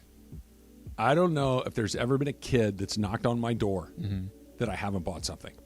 Yeah, I'm with you. I don't. Look, I'm not going to say No, that doesn't help your salesman skills. 5 when I was 15. So. But I'm not saying that I'm going to buy $100 worth of things. But if you knock on my door with Girl Scout cookies, I can't say no. I'm buying a couple of boxes. Even if someone had come by 10 minutes early, I'm going to buy 2 more boxes from you too. All of those. You have to say yes because we all had to go do it. It's I poked through society. I poked through and I'm like, no one's home. Now, Get out of the here. people that want to put a yard sign, hey, I'm here on behalf of candidate. Bah, bah, bah, bah. Yeah. Mind if I put and I'll do the thing. You know what? That's my guy. Mind if I put a yard sign? Keep it moving, buddy. Yeah. Keep it moving. So, Not a chance. When I sold Girl Scout Put a cookies, flag on your car. my big day would always be, so like my parents, they wanted me to sell the cookies myself, but they would kind of set up the like contacts or whatever.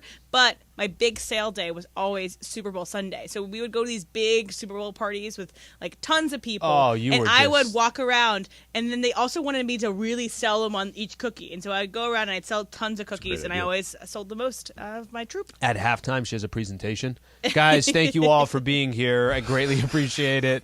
Want to walk through a couple slides here. She's handing out pamphlets. So I'm sure Here's you've the all trefoils. Here's the samoas. Everybody's seen this picture. The Girl Scout that sets up outside of the dispensary. I mean, it's a license to print money, right? Like especially not the pre-orders, like when you have the inventory. Yeah. Just everybody that comes Yeah, out it's there, pretty I'll genius. take 2 boxes. Grocery store too. Grocery store. They don't get me there. Okay, grocery store. They don't get me there. They'll get you. I think there was a point where they're right next to the entrance. Oh, sure. And then I don't know if a law was passed. Now they have to be like on the curb. I don't know what happened. Something happened. But they get me every time. Like if they start buy those? waving, they start waving. Hey, how you doing? I'm like, all right, let's do it. I can walk past that. I cannot walk past the kid. I'm like, excuse me, I'm selling cookies for Girl Scouts. Would you mind? Yep, I'll take 4 boxes. Here you go. Here's the money. Give me my cookies. Keep it moving. Pay attention, people of Los Angeles. Yeah, if you can find me, I will buy a box of Girl Scout cookies from you. I promise I will. That's a do rule. That is a rule. That is a rule for sure. Nick Saban had some funny NIL stories that are amusing and also, I think, going to change the way the college football players get distributed. That's coming up next. It's Travis Slee, 710. Hey, Laker fans, John Ireland here. Have you downloaded the new ESPN LA app? You got to get this thing. It's great. You can get Travis and Sliwa, Mason and Ireland, Sedano and Cap, and all of our Lakers talk with Slee right in the palm of your hand. You're just one tap away from everything Lakers. You could even win Lakers tickets. React to the Lakers on ESPN LA app. Download the new ESPN LA app in the App Store or on Google Play.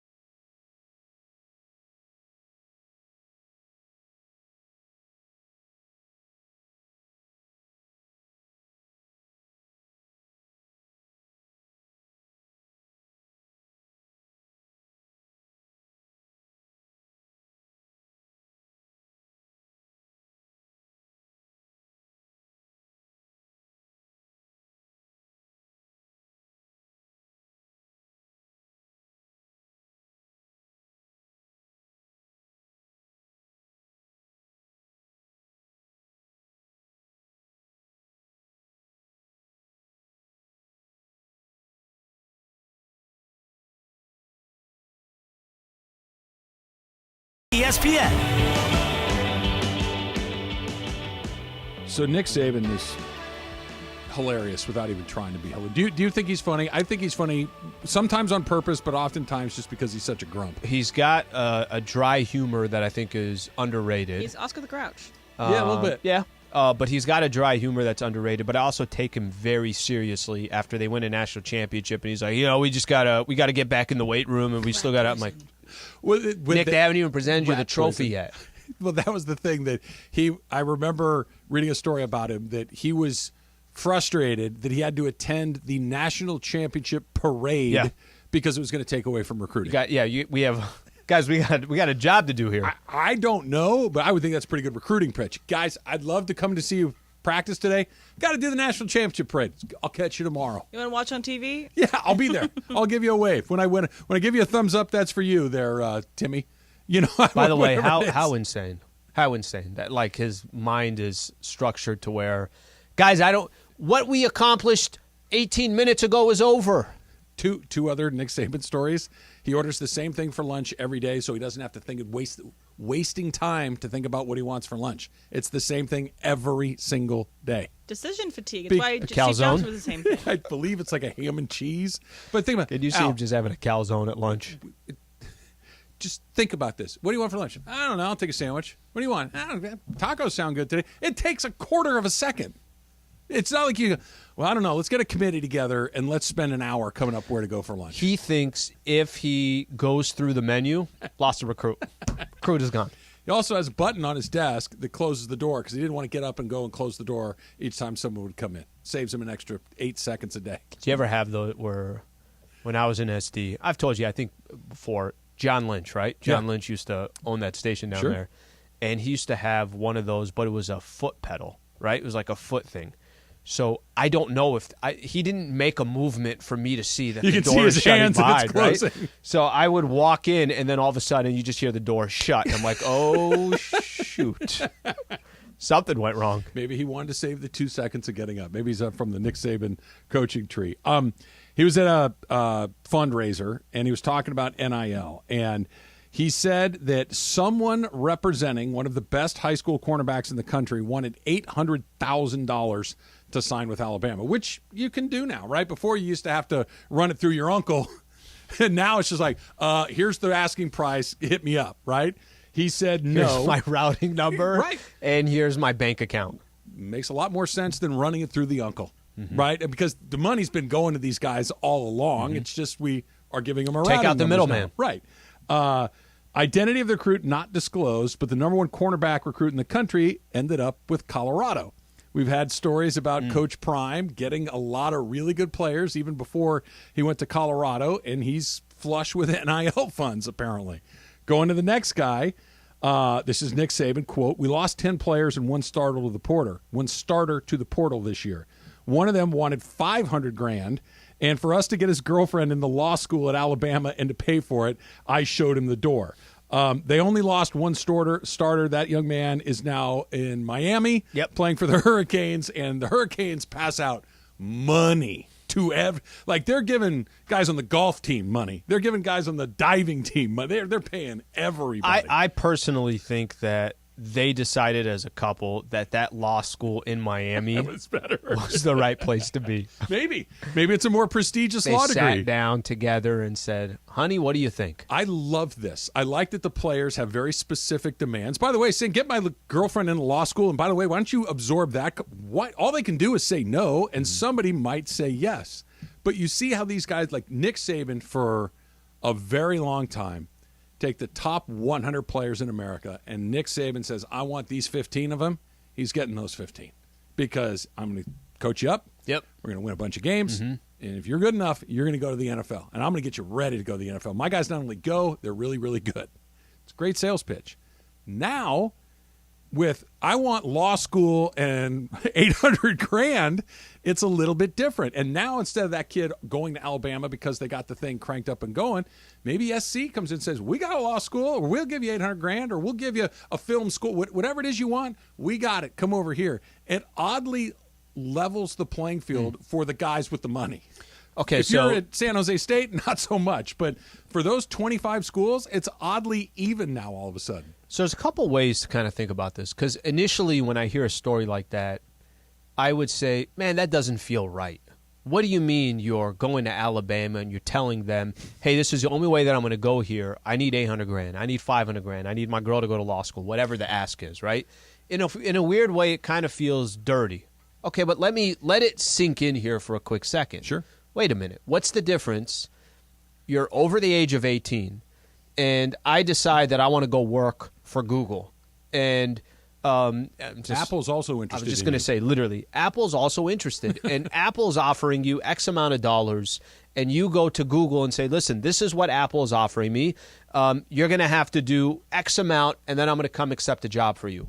Why is that any different than what's happening in college football? Because the Alabama that you're talking about is the same Alabama that I think of on a Saturday that has 80,000 people sold out in an SEC game, that has the SEC rights that I don't know what the numbers are, but let's just say they're very, very lucrative. It took a second for everyone to catch up, and not even catch up. It took a second for those to say, this is how college students can make money.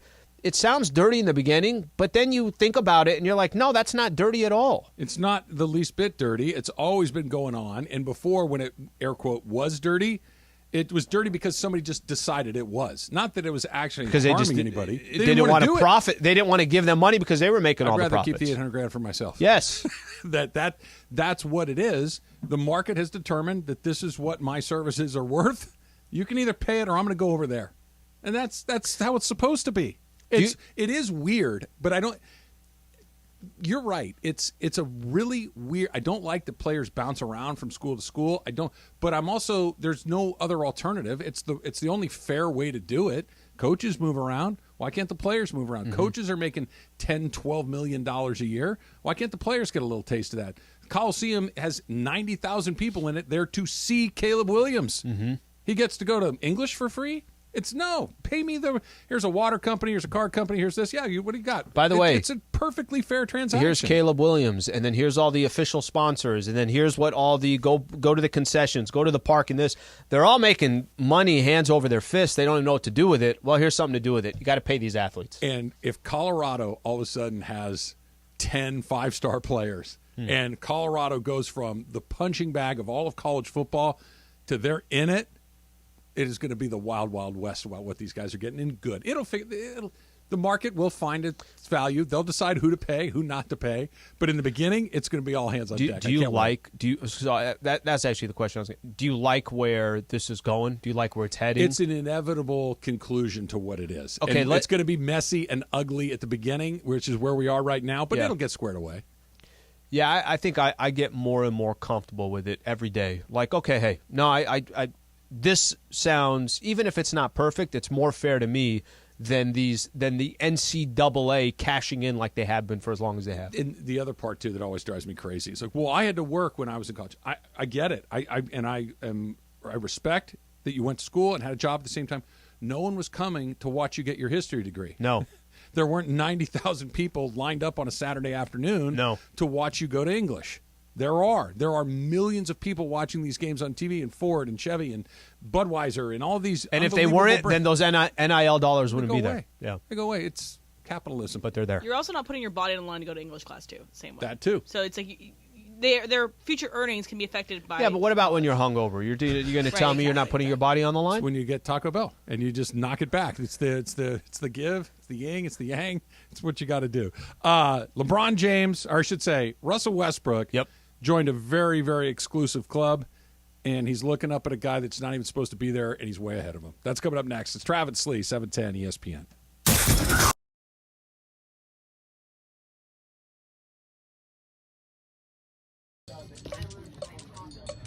1, 2, 3, 4. 1, 2, 3, 4, 5, 6, 7, 8. There is no mistake.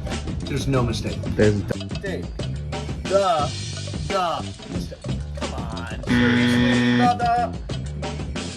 Well, that's right here. It says mistake. Okay. There's a mistake. No! I'm an idiot. No, I cannot find something here. Double the son of. I don't see it, no. There's a mistake on this page? Yeah. Oh, there's 2 thus. There you are. Yeah. All right. Yeah. You beat Slee. Yeah. No, I can't find the mistake. Look at the words. Can you? Still don't see it? Find the. Yeah, there's 2 thus. You find the mistake. God, I feel dumb. Oh, DD? Yeah, It's double DD. Am I the only one that got it?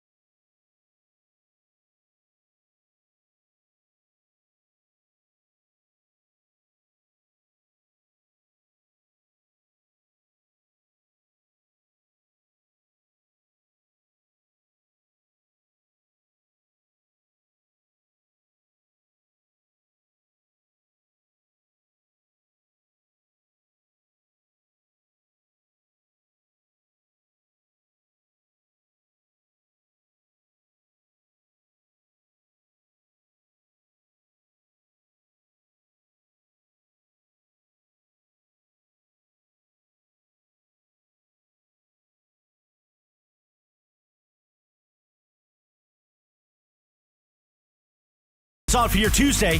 We're here each weekday, 10 a.m. to 1 p.m. We begin 9 hours of LA sports talk all day long. Yes, indeed, it is a Tuesday. No live imaging today. We're taking a little bit of a break since we have an early Lakers game, by the way. Lakers-Knicks. Coverage begins at 3 p.m. this afternoon with Slee and the Toyota Lakers countdown to tip-off. Lakers try to bounce back from that loss last night. But, I mean, there was no LeBron and AD, so what can you do? What can you do, Slee, right? Susan says to me, do you want to get some mozzarella sticks? And I went, wait, what? Yes. What? I've known her. Something light. Yeah, we'll talk Lakers and we'll have some of that kind of conversation, too. Travis and Sliwa, your Tuesday right now. Like the garden hose, Lee. Mozzarella sticks that you could basically, take batting practice with. You had 3 of 12, right? You guys took down 3 of the 12. 1.5 each. There was a lot still left in the plate. There was a lot of mozzarella cheese. Too much. The thing about mozzarella sticks is they don't just sit inside of you at all. No, it's like having an apple. Exactly. That's a smoothie. Just a nice green smoothie. So when we went to Vegas, right, we took the you went to the rental car place that was 68 miles away. So we come back. We land at John Wayne. We get on the van. We go to where we parked our car. Okay, open the car door. It's like, oh God, somebody left something in this car. Susan left the sippy cup. What's it, the tumbler kind of thing? Yeah. That she had a smoothie on the way to the airport on Friday morning, and she left a swig or 2 in the smoothie or the jug or whatever it is. Yeah, no, those are fine. Yeah, those are fine. You can actually have those sit out for 3 weeks, no problem. It's like someone had done something unspeakable to that car. It sat in the sun for 3.5 days, no windows open. Not great. My gosh! So when you say smoothie, that's the first thing that popped into my head. Like, I'd rather she left an apple in there. That would have been a better deal.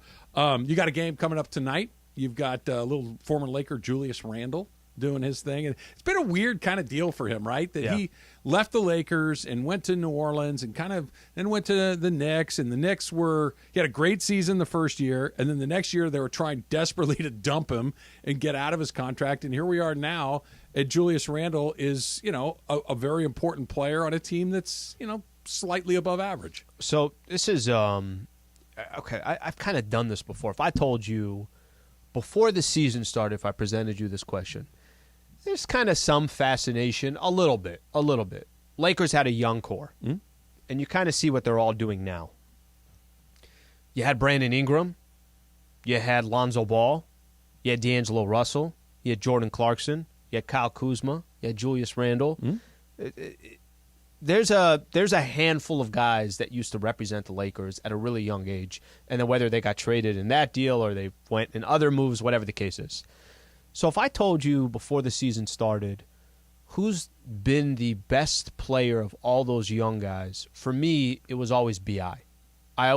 No. Brandon Ingram, I think, is the best player of all. I think he's got the best future. And tonight, Lakers are taking on Julius Randle and the Knicks. I'm gonna, and this is me just prepping for the pregame, and I'm like, damn, those are Randle's stats. Randle's stats this year, just under 25 points a game, just under 11 rebounds a game, and 4 assists a game. Okay, impressive. They've played 51 games this year. How many do you think he's played? The fact that you're asking me leads me to believe that it's 51. 51 games. Yeah. He's played every game this year. Yeah. Okay. Does he not know that you're only supposed to play like in 75% of them? That's what you do. You know the coach is there? Thibodeau. Yeah. He'll have multiple knee replacements when he's 35 years old. But I only point that out because Julius Randle is the best player on a playoff team. Okay. They are a playoff team right now. They're 7th place, and they're right there with 6. That's a real playoff team. I'm not telling you they're top 4. I'm not telling you they're going to win a round. I'm telling you that they're in the playoffs. B.I. has played 17 games this year, and he ain't better than Zion, I'll tell you that right now. No. And, okay, if you want to call him second, but a lot of people say C.J. McCollum is a really important piece to them. He's not the best player on their team, okay? Kyle Kuzma is about to get a contract. He's going to get paid. He's going to get paid. Yep. He ain't better than Bradley Beal. No. And there, I think you could say they're in the play-in tournament range, whatever the case is. Kind of go down the list. Jordan Clarkson's averaging 20 points a game this year. He ain't better than Lauri Markkanen, who's going to be the Utah Jazz kind of player, and then they'll build it from there. Lonzo, I don't know the last time I've seen Lonzo play a basketball game. So I just bring that up. You know, it was interesting kind of getting ready for the pre, and I'm like, damn, is Randle did Julius Randle become the best player of all those young pieces? And I didn't think his game was polished enough to be that. He was kind of that in-between, undersized. He was kind of a bull in a china shop when he would play. Perfect example. So I'm curious to watch him tonight, but he is kind of, as the dust is settling, probably the best of all those young pieces. He might be, but I love this topic because none of them are guys you have to have. I think there are varying degrees of guys that put in the right situation, they're fine. To your point about Randle in New York, he's the best player on a 7th place team. Mm-hmm. Okay. Congratulations. Brandon Ingram doesn't play. Congratulations. Oh, he's going to be this. Yeah, he doesn't play. He's hurt all the time. And when he does, they lose. You know, I know that this year they're pretty good. He hasn't played. They've lost 8 in a row since Zion went out. There you go. So they're right. Just... This Brandon Ingram. Oh, then why do they lose all the time? If he's D'Angelo Russell, you didn't even mention. He's bounced around a lot. He's okay, but you don't have to have him. Jordan Clarkson's kind of the guy that has been a solidified role. Yes. And it wasn't a star player. Yes. It was actually a dude coming off the bench. It was a dude coming off the bench man. and seems to be a guy that can be a part of good teams. He was on part of a good team in Cleveland. This Utah team's okay. They're actually even over it after trading Donovan Mitchell and Rudy Gobert. 100%. They're way beyond where anybody thought that they would be, for sure. But my point with all of these guys and basically the reason they're all gone are because of LeBron and AD. Give me those two guys all day long. Like, you know what I mean? Like this, we could have kept this guy or that guy. None of those guys, I don't want to talk potential. I want to talk what they've done. Nobody has really been, man, they really made a mistake by letting those guys go. Lonzo never plays. Ingram is in and out of the lineup. Yep. Randall's the best player on a mediocre team. Congratulations. And D'Angelo Russell, we don't even really talk about. And Clarkson's a nice role player. Yep. And Kuzma is a good player on a bad team. They made the right decisions in all of these things. None of those guys, nobody went somewhere else. It's like it turned into Luka or Steph or one of these players. Like, I can't believe we picked him second. We didn't let it develop, and he turned into this. None of those guys have. You know what it typically comes down to is if you hit in the draft. Remember, Lakers took Lonzo, and then Tatum went third.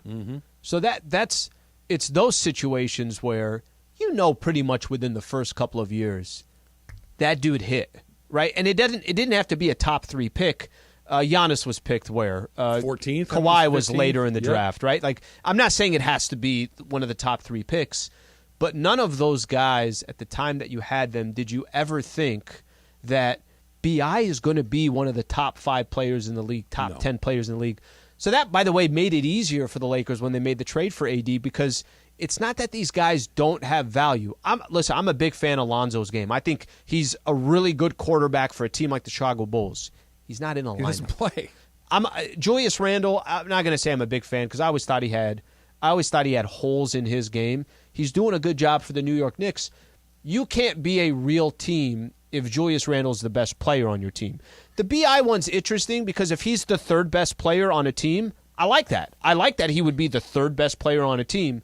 We'll see if he's healthy enough to make it happen. I know that I've been down on the Lakers this season and last season, and I'm deeply frustrated with Anthony Davis's inability to stay on the floor. I think that the Lakers need to be incredibly cautious about how they utilize their remaining assets in the last year or 2 or 3 or whatever it is of LeBron James's career. It was 1,000% worth it.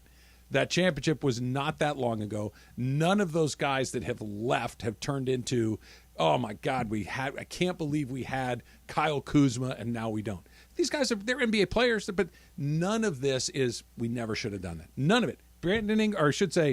Anthony Davis has been out of the lineup basically the entire time he's been here, other than that first year. Yeah. And it's worth it.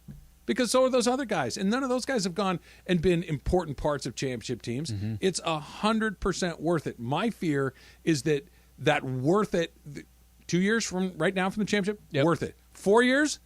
Okay. 5, 8? Now, that's the part that scares me the most, that the further you get away from... And there's no way telling until you are like not. 10 years away. Of course not. You Yeah. don't. But if you can't even potentially restock the pipeline... then you know it's not going to be worth it. Remember earlier this season they started out 2-10, and the Pelicans have this year's Laker pick, right? So everybody's like, what if Wembanyama ended up? So that's why you got to wait. That's why it's so unfair.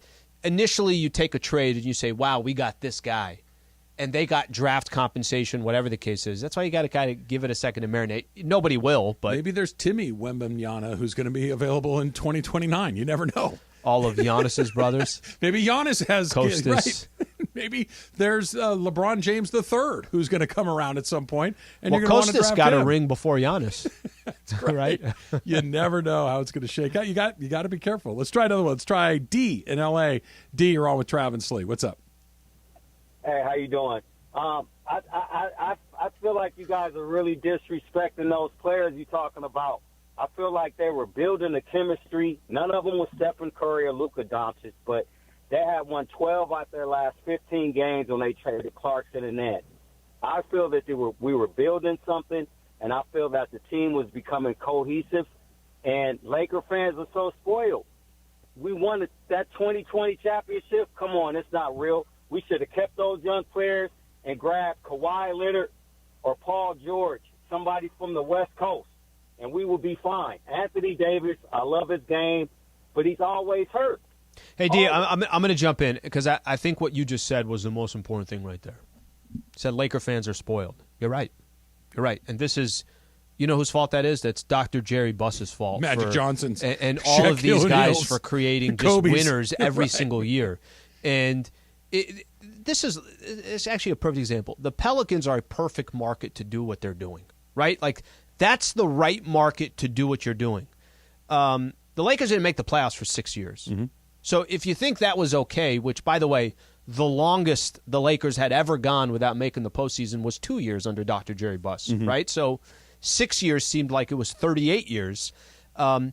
If the fan base, if his point is, if you just let this thing marinate and you left it alone and you didn't touch it and you still were not guaranteed a star of any of those players and you thought over time, give it another 3, 4, 5 years, this is what it would have looked like, I think you're taking such a risk and a chance to think that it's going to hit. That's very risky as well. And it's by the way, it's not what the Lakers do. Well, here's do they have to I'm do going to it. simplify this for the caller there. Do you concede that none of the guys that we're talking about are among the best players in the league? No question about it. Okay, right. Yeah, no question. When was the last time a team won an NBA championship without one of the best players in the league? Obviously, you take the Warriors out of the mix. Right.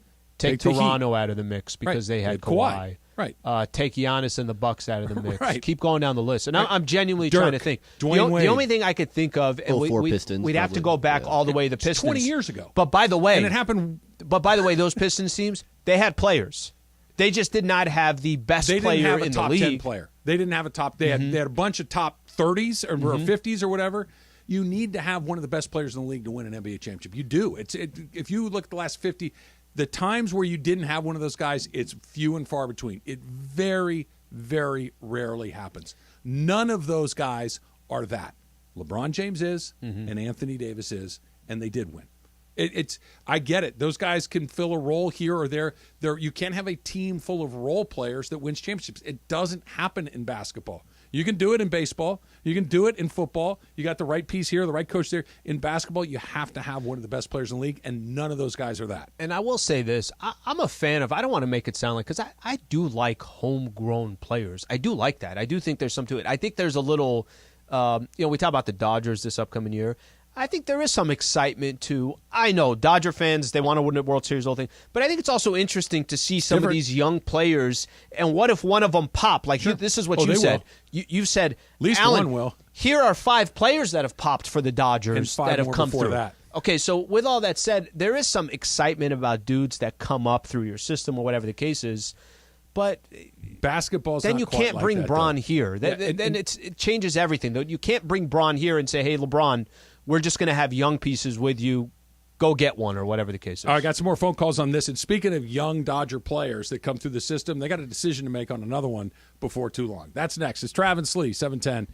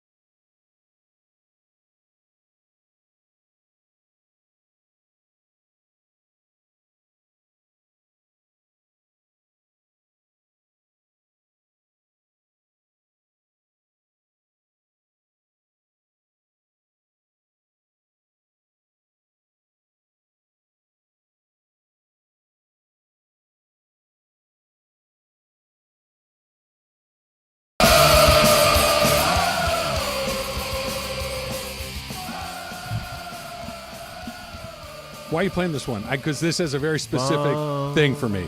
Are you thinking hockey, Ducks? Yeah, Yeah. exactly. This is the song they play when the Ducks score goals. Silverchair, I want to say. Taylor? Pennywise. Pennywise. Beach.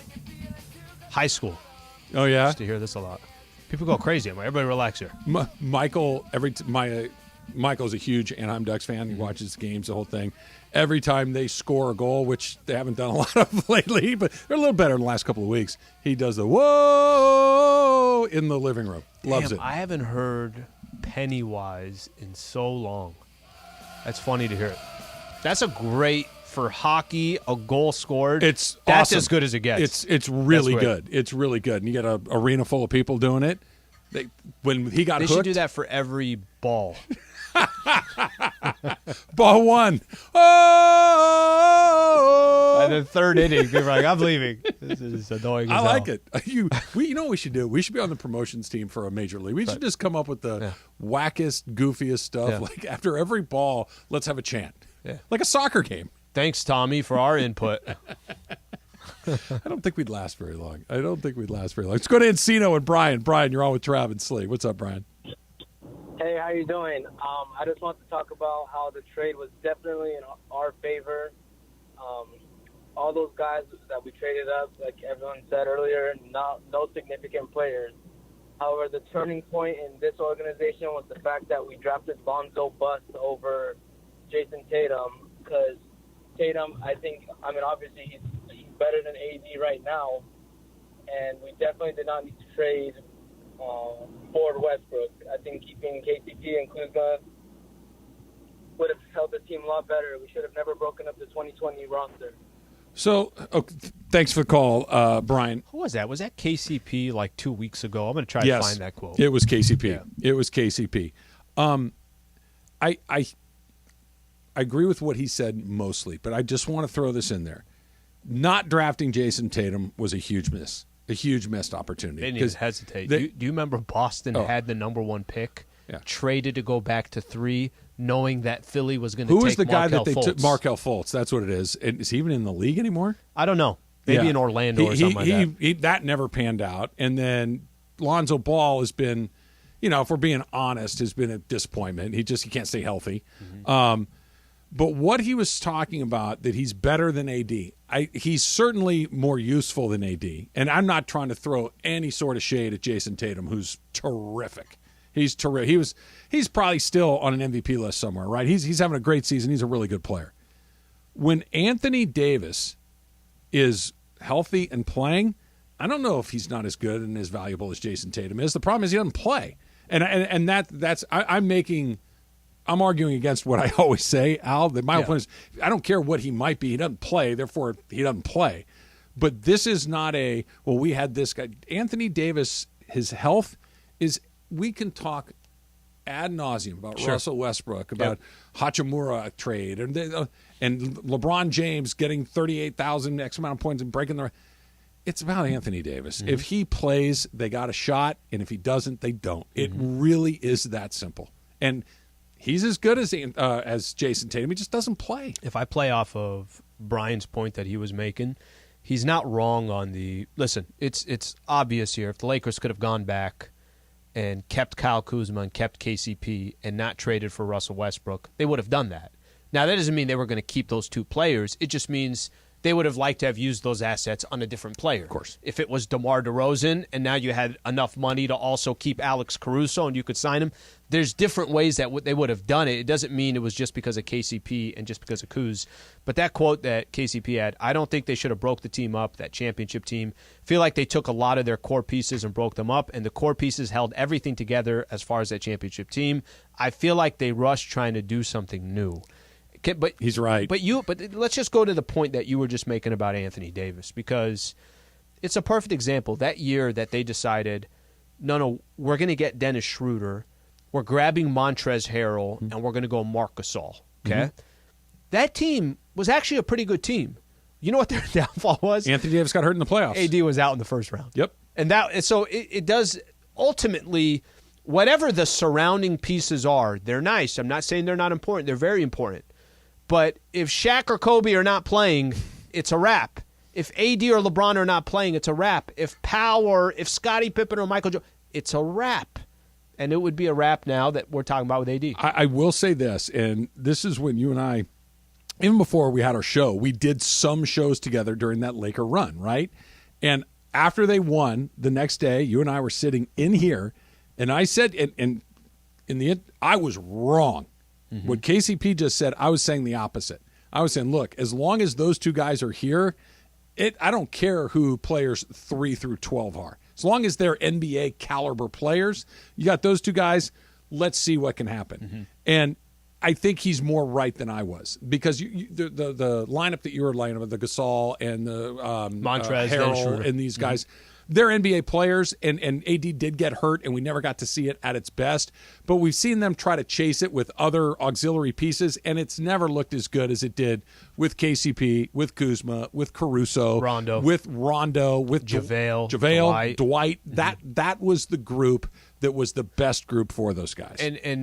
But this will go down to the consistent theme. If AD at any point in that Orlando, right, just was but that's part of sports, so we'll never know. You know, the every time I talk to Michael about any of this stuff, you hear him say, well, if KD was just healthy, they'd have won 3 in a row. Mm-hmm. Or if Clay was just healthy. But that's sports. That's in general. I mean, we watched 2 games this past weekend.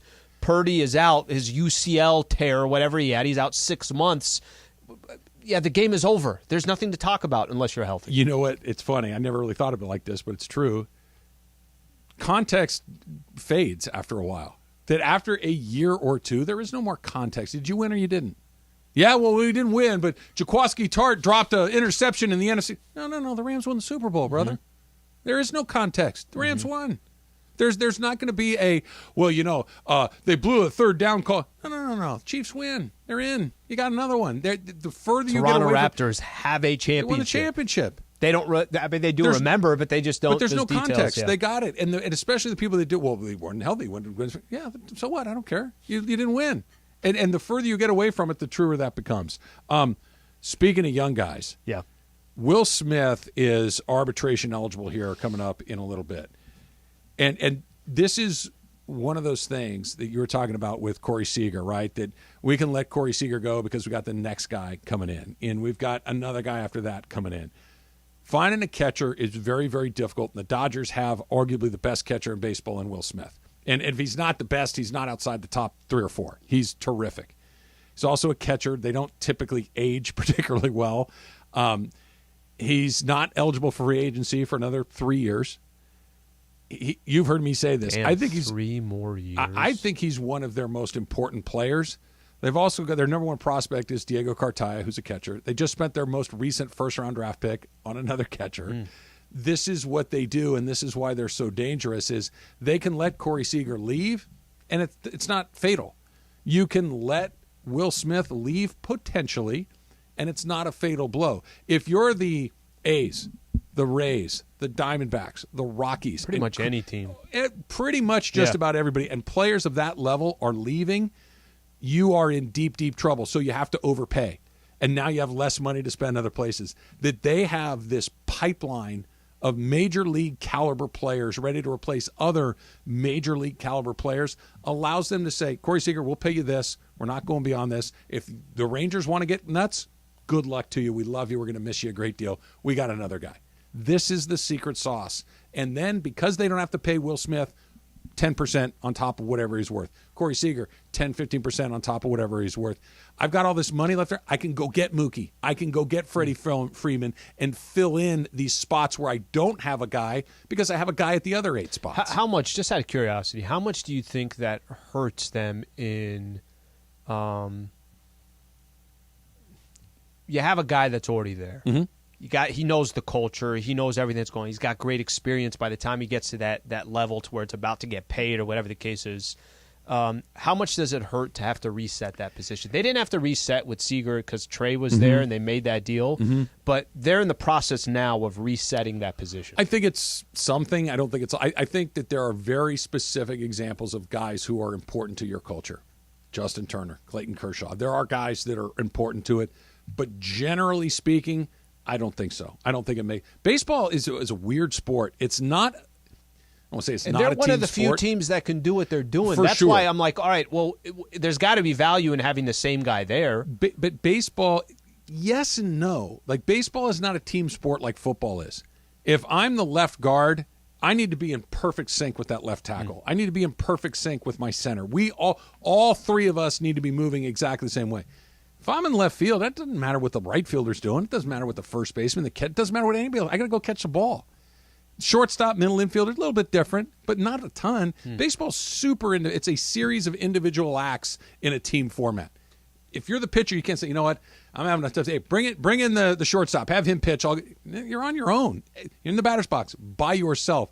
So those little kind of chemistry things, I think, are less important to baseball than they are to other sports. And so you can say to Will Smith, "We love you. Here's how much we love you, and for how long we're going to love you." If somebody else wants to love you more, good luck. We're not doing that. It's pretty ice cold, but it's also a really good way to do it. And that's what they have that those other teams don't really.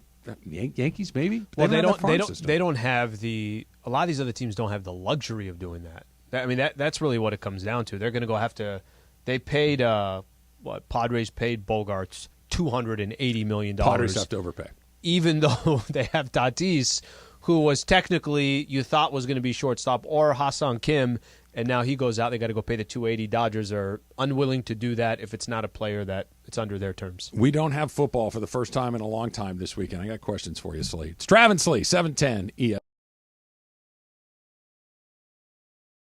All right, Chris. Yes. Who is the most famous person in your contact list? I know everyone thinks I'm going to say Keyshawn, and he's pretty famous, right? But I think it's Bob Costas. Bob and I worked together years ago. I've been doing this a really long time, so I have a bunch of people in O'Shea. Can you FaceTime him? FaceTime one of them? Yeah. Oh, yeah, you know I got your back, bro. There he is. There he is. Michael Caine, the actor Michael Caine. Can you FaceTime him? Right now? Yes. Hell no. He's somewhere in England, hasn't made a movie in 20 years. No. Is comedian Bill Engvall. Can you FaceTime him? Right now? Try. Bill.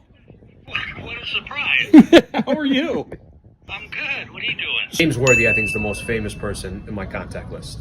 And if I tried calling James Worthy, there's a 1,000% chance he would not answer. James Worthy.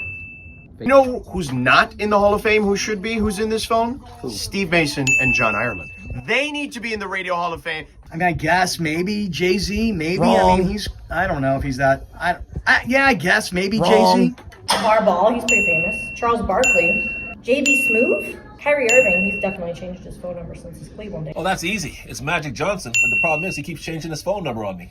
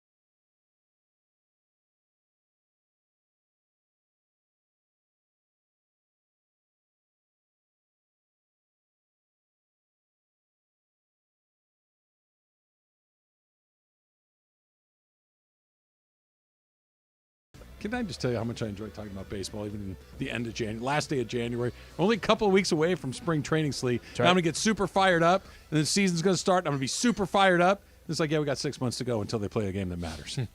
That's how it's going to go. Like 60 days to opening day yesterday or something. It's Yeah, not like we're- on MLB.com. It's not super far away. Yeah, it's Pitchers gonna and be on the catchers corner. report When do the playoffs start?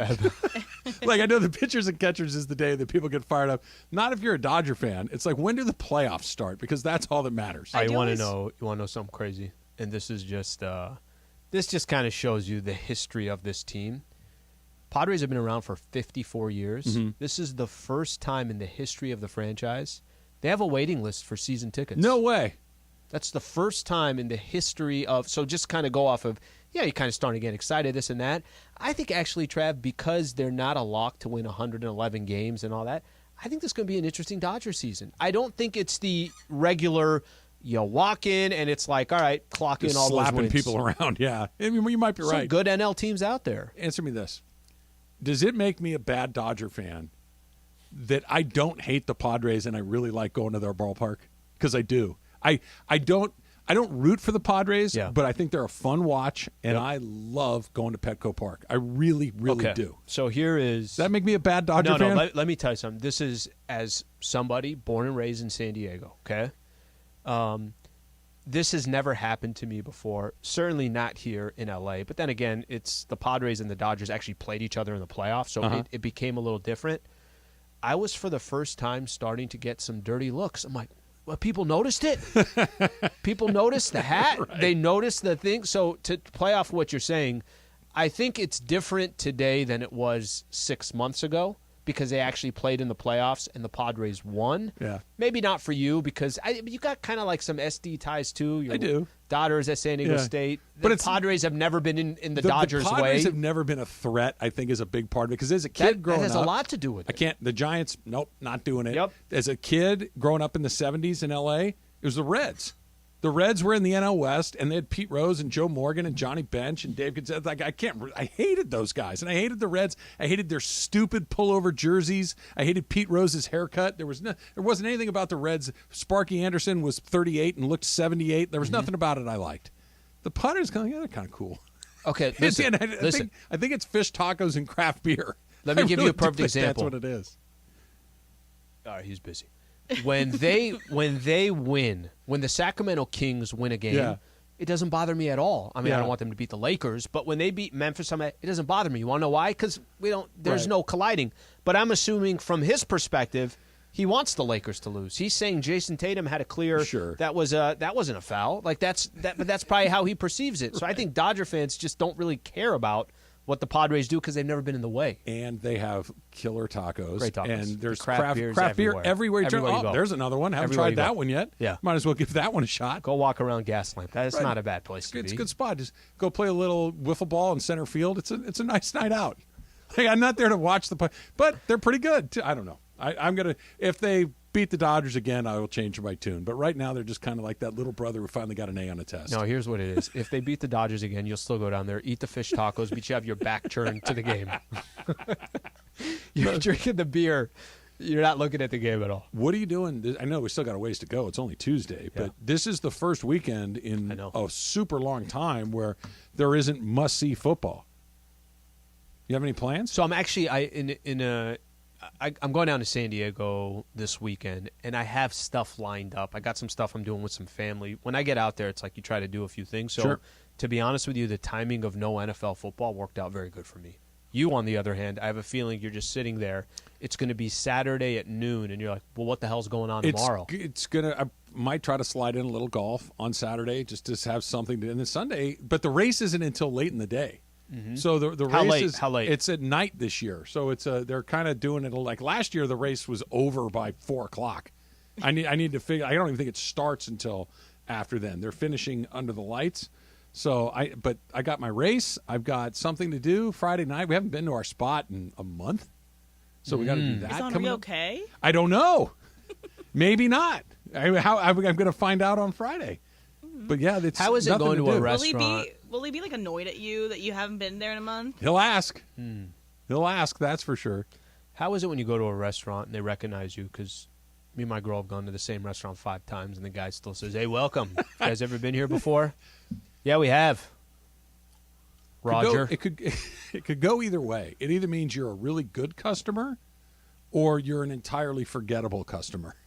I don't. It's one or the other. It's one or the other. Are you a big tipper, or are you just kind of just right down the line normal? Because I know you're not a bad tipper. I'm always 20%. Yeah. Okay. But you don't go above and beyond if they nail it. No, I will. If something happens or they're very kind with a pour or something like that, then that's really the only way they're going to really unless you're in there every single day. But if they don't remember take care me of them at 20, I might as well go 18. Well, that's what I'm getting at. Like if you look, I'm going 17.5, just seeing where at what point I'm going to get a look. You need to bump. Go the next couple of times you go. Hit 25. And then see if he notices, because at that point it's like if he's not, then you're just okay. But a forgettable guy. Could I be honest? This is specific to this person, because there's another restaurant that I go to where every time we walk in, the lady is so nice, and she's, you know what? Let me get you guys your seat. Like, she's really cool. She just does I think she's more personable. Yeah. Well, this guy's robotic. He's like, welcome to crypto.com. Yeah. To Smoothie King Center. That is look. It's a perfect example with Taylor too, because when I said Taylor hates the Lakers, when I was making fun of Smoothie King Center, he came at crypto. Well, it's not a great name, and maybe it's just 20 years of Staples Center that kind of felt super familiar. You're coming at Sleep Train, though. That's what he came at Sleep Train. That was me. You see, which is a stupid name.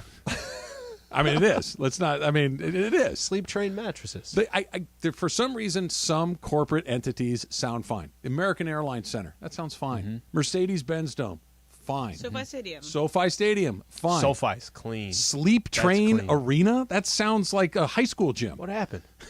It fit that period of the Kings' history. So. Smoothie King Arena? Dignity Health Center. When I go to basketball games at Dana Hills High School, there's a Smoothie King sign on the inside. I really want them. Muffler shops. I've never seen a Smoothie King in my life. I really want them. King. Yeah, I don't think I have.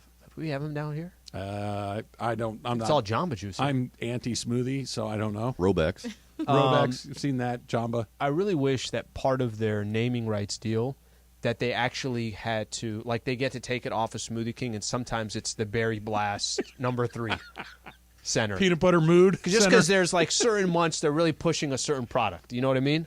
So, have you ever had the Peanut Butter Mood from Jamba Juice? Mm-mm. It's basically a peanut butter milkshake. It's pretty good.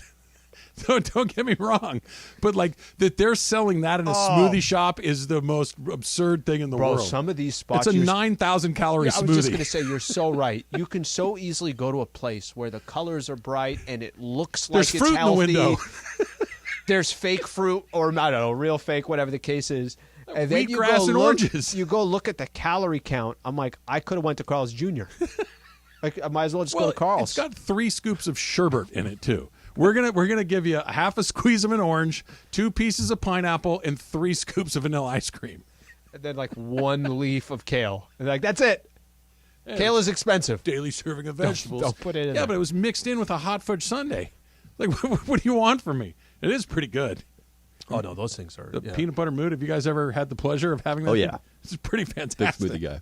I don't know if I've ever been to Jamba Juice, because, again, I'm not a big smoothie person, so I just don't choose to go often. I'm not a big smoothie person either, Emily, but it smells so fresh and light and wonderful in there. I'm going to assume this is no to this. Do you ever make them? So, do I make them? Yeah, they're really easy to make. No. Somebody in my house makes a smoothie every single day.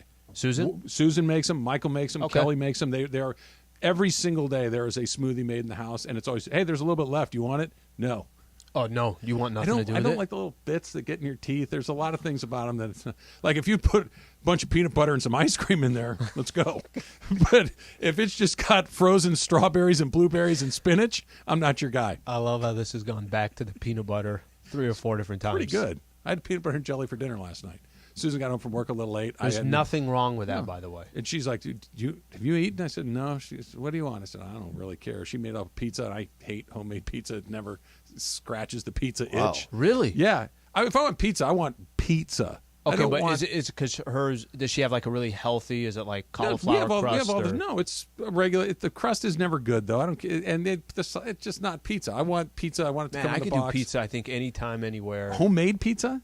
I'm not talking. I'm talking homemade pizza specifically. So she's making it from scratch, doing her whole thing. I mean, I know she's getting the dough or everything else. But the dough. Yeah, she grates the cheese, puts the meat on the veggies. That would sound amazing. Yeah, poor Susan. It's not good. She had one last night at a PB&J. She made that, and then you're just sitting there slapping peanut butter on some bread. Throwing his PB&J in the blender. It feels like you're getting ripped off. Like it's pizza adjacent, but it's not good. Like I don't know what real pizza has. Do you tell her that? Greasy. She knows I don't like it. So we had separate dinners last night. It was fine. PB&J. By the way, that any day of the week, that's no problem. 100 times out of 100. The Dump, Super Crosstalk coming up next. It's Trav and Slee, 710 ESPN. All right, listen up. Meet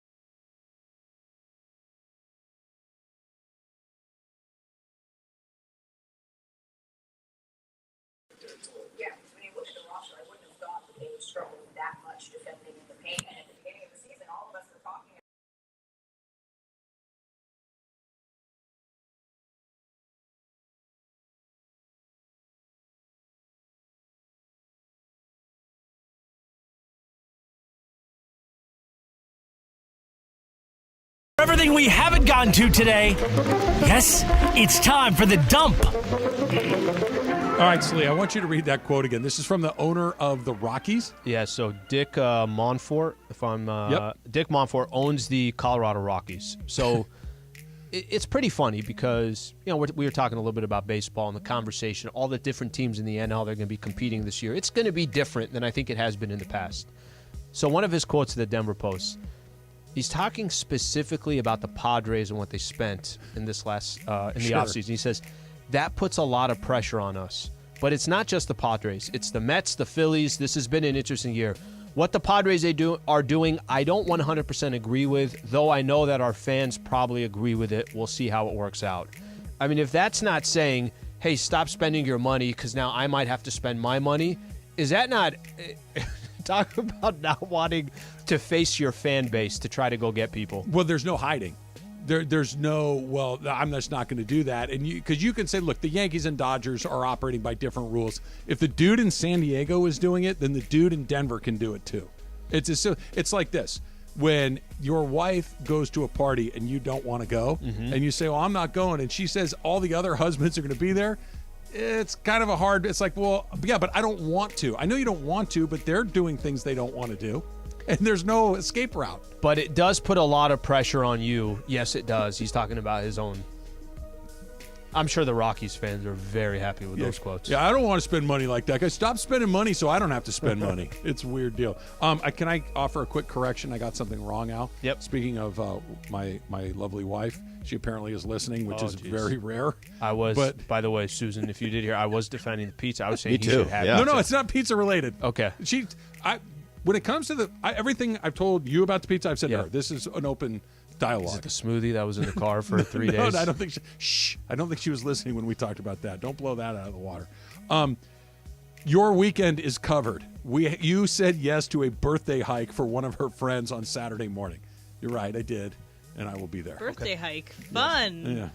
Emily, don't rub it in. Don't revel in my birthday hike experience. It will be lovely. Sounds like a great time. The people that are having the birthday hike, I like a great deal. Okay. It'll be fine. Just would prefer to have How it in a early bar. is the birthday hike? A birthday pub crawl would be more my speed. Is this 10 a.m.? I don't know. Yeah. Probably something like that. Okay. Maybe it'll rain. I mean, I can only assume that it'll get canceled if it rains. Shohei signed a long-term deal with New Balance. His limited edition 574 cleat will launch this February for $120, which is about the price that a pair of cleats cost. So nothing terribly out of whack. But Shohei getting paid not by the Angels, but by shoe companies now. You told me something interesting, and I didn't know this. I'm not keeping up in the baseball world. You said New Balance makes good cleats? They do. So is the Ohtani? I mean, listen, he's the biggest name in all of baseball. So Sure. It is the equivalent. It's just different because you're not selling those Kobe's or those Bronze or something like that. Basketball is a much more. Well, you can't wear everybody's having Ohtani them. spikes to class. Church. You know, when you're going out for the night, you don't throw on your Mike Trout vapor spikes to go to the restaurant. Who has been who has been like who's the biggest seller in that space in baseball? Who's it been? Is it Bryce? Is it like in my lifetime, in my memory? Like right now. Right now, it's probably Bryce Harper, who's I believe an Under Armour guy, but you don't see a lot of Under Armour stuff. It was Bo Jackson. Like when I was playing baseball, Bo Jackson was the guy that was, and it was Nike stuff. And Nike still does a great job, but we need to get Shohei, New Balance, Nike, or whatever. We got to get him on a team that we can get excited about. Jalen Ramsey was named to the Pro Bowl roster.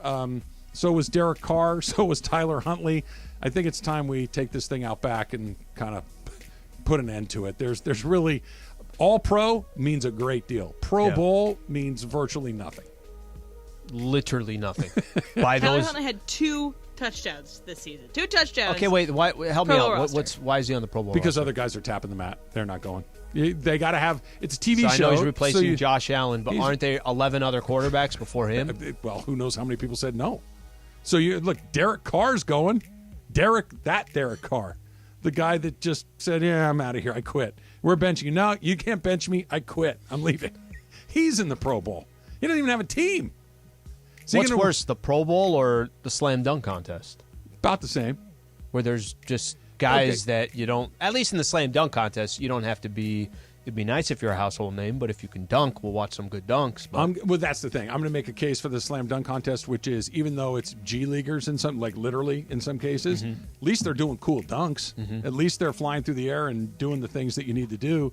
Watching guys play flag football really isn't really going to settle it for me. Joe Mazzulla will coach the All-Star team, and when asked what it meant to him, speaking of events, nothing. That's awesome. That's great. That's a great answer. It is. It is. It means nothing to him. Well, can I be fair here? Does it mean much to any of the players that are playing in the All-Star game? I'm not saying that they don't want to be there, but go watch an All-Star game. It's what the purpose of an All-Star game in today's NBA is, all right, we'll be here, we'll do what we're asked to do. Do the bare minimum. But I am most definitely not caring about what's happening during the game, and the coach has a similar tone. I don't disagree. However, is there not something that's reasonably prestigious about having the best team in the league and the honor, air quotes, of coaching the All-Star? I'm not saying you'd want to do it. If you're Phil Jackson, I'm sure the novelty of it all wore off pretty quickly. But if you're Joe Mazzulla, that's a nice little feather in your cap once, no? So he certainly doesn't care. How old is he? He's only 34, too. Yeah. This isn't Greg Popovich who's saying, I don't give a damn.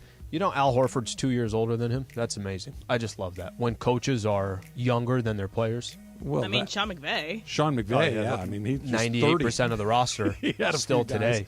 Speaking of the NFL, Patrick Mahomes, Pat Mahomes, the dad, the baseball player, was on the radio in Chicago, and he retold a story that his family was told that the Bears were going to pick him number 3 overall in his draft class. Obviously, they did not. They took Mitch Trubisky instead. Patrick Mahomes goes to the Chiefs. The rest is history along the way. If that's not a perfect example of luck being just as important as skill, I don't know what is. Yeah, we joke around about this, but there's every single draft in every single sport. It's impossible to go through a draft and say, can you believe they took this guy over that guy? But then you have generational players that go past. The Luka thing always comes up, right? The Luka, Sacramento had a chance. They didn't take him. They take Atlanta did take him and then traded him. They take Marvin Bagley. Right. Trae Young ends up in Atlanta. There's always generational players. The Lakers, Vlade for Kobe. Those, you never forget those. And the question, we'll kind of follow this on Super Crosstalk here in a minute, but the question always is, does Patrick Mahomes become Patrick Mahomes in Chicago, or does the aura of the Bears being crappy overwhelm his talent? Does Kobe in Charlotte become Kobe? Help me with, and I genuinely, before Mahomes got drafted by the Chiefs, what were they? They were good, not great.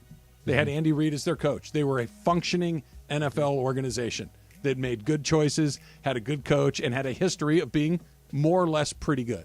I don't question. I think there's a lot of times some of these greats, these all-time greats, a lot of it does have to do where you end up as well. It's a combination of the two. And they could afford to have Patrick Mahomes sit for a year because they had Alex Smith ahead of him. So they were good enough that they could let him marinate and then go. They didn't have to push him in right away, which is also another reason why he might have succeeded.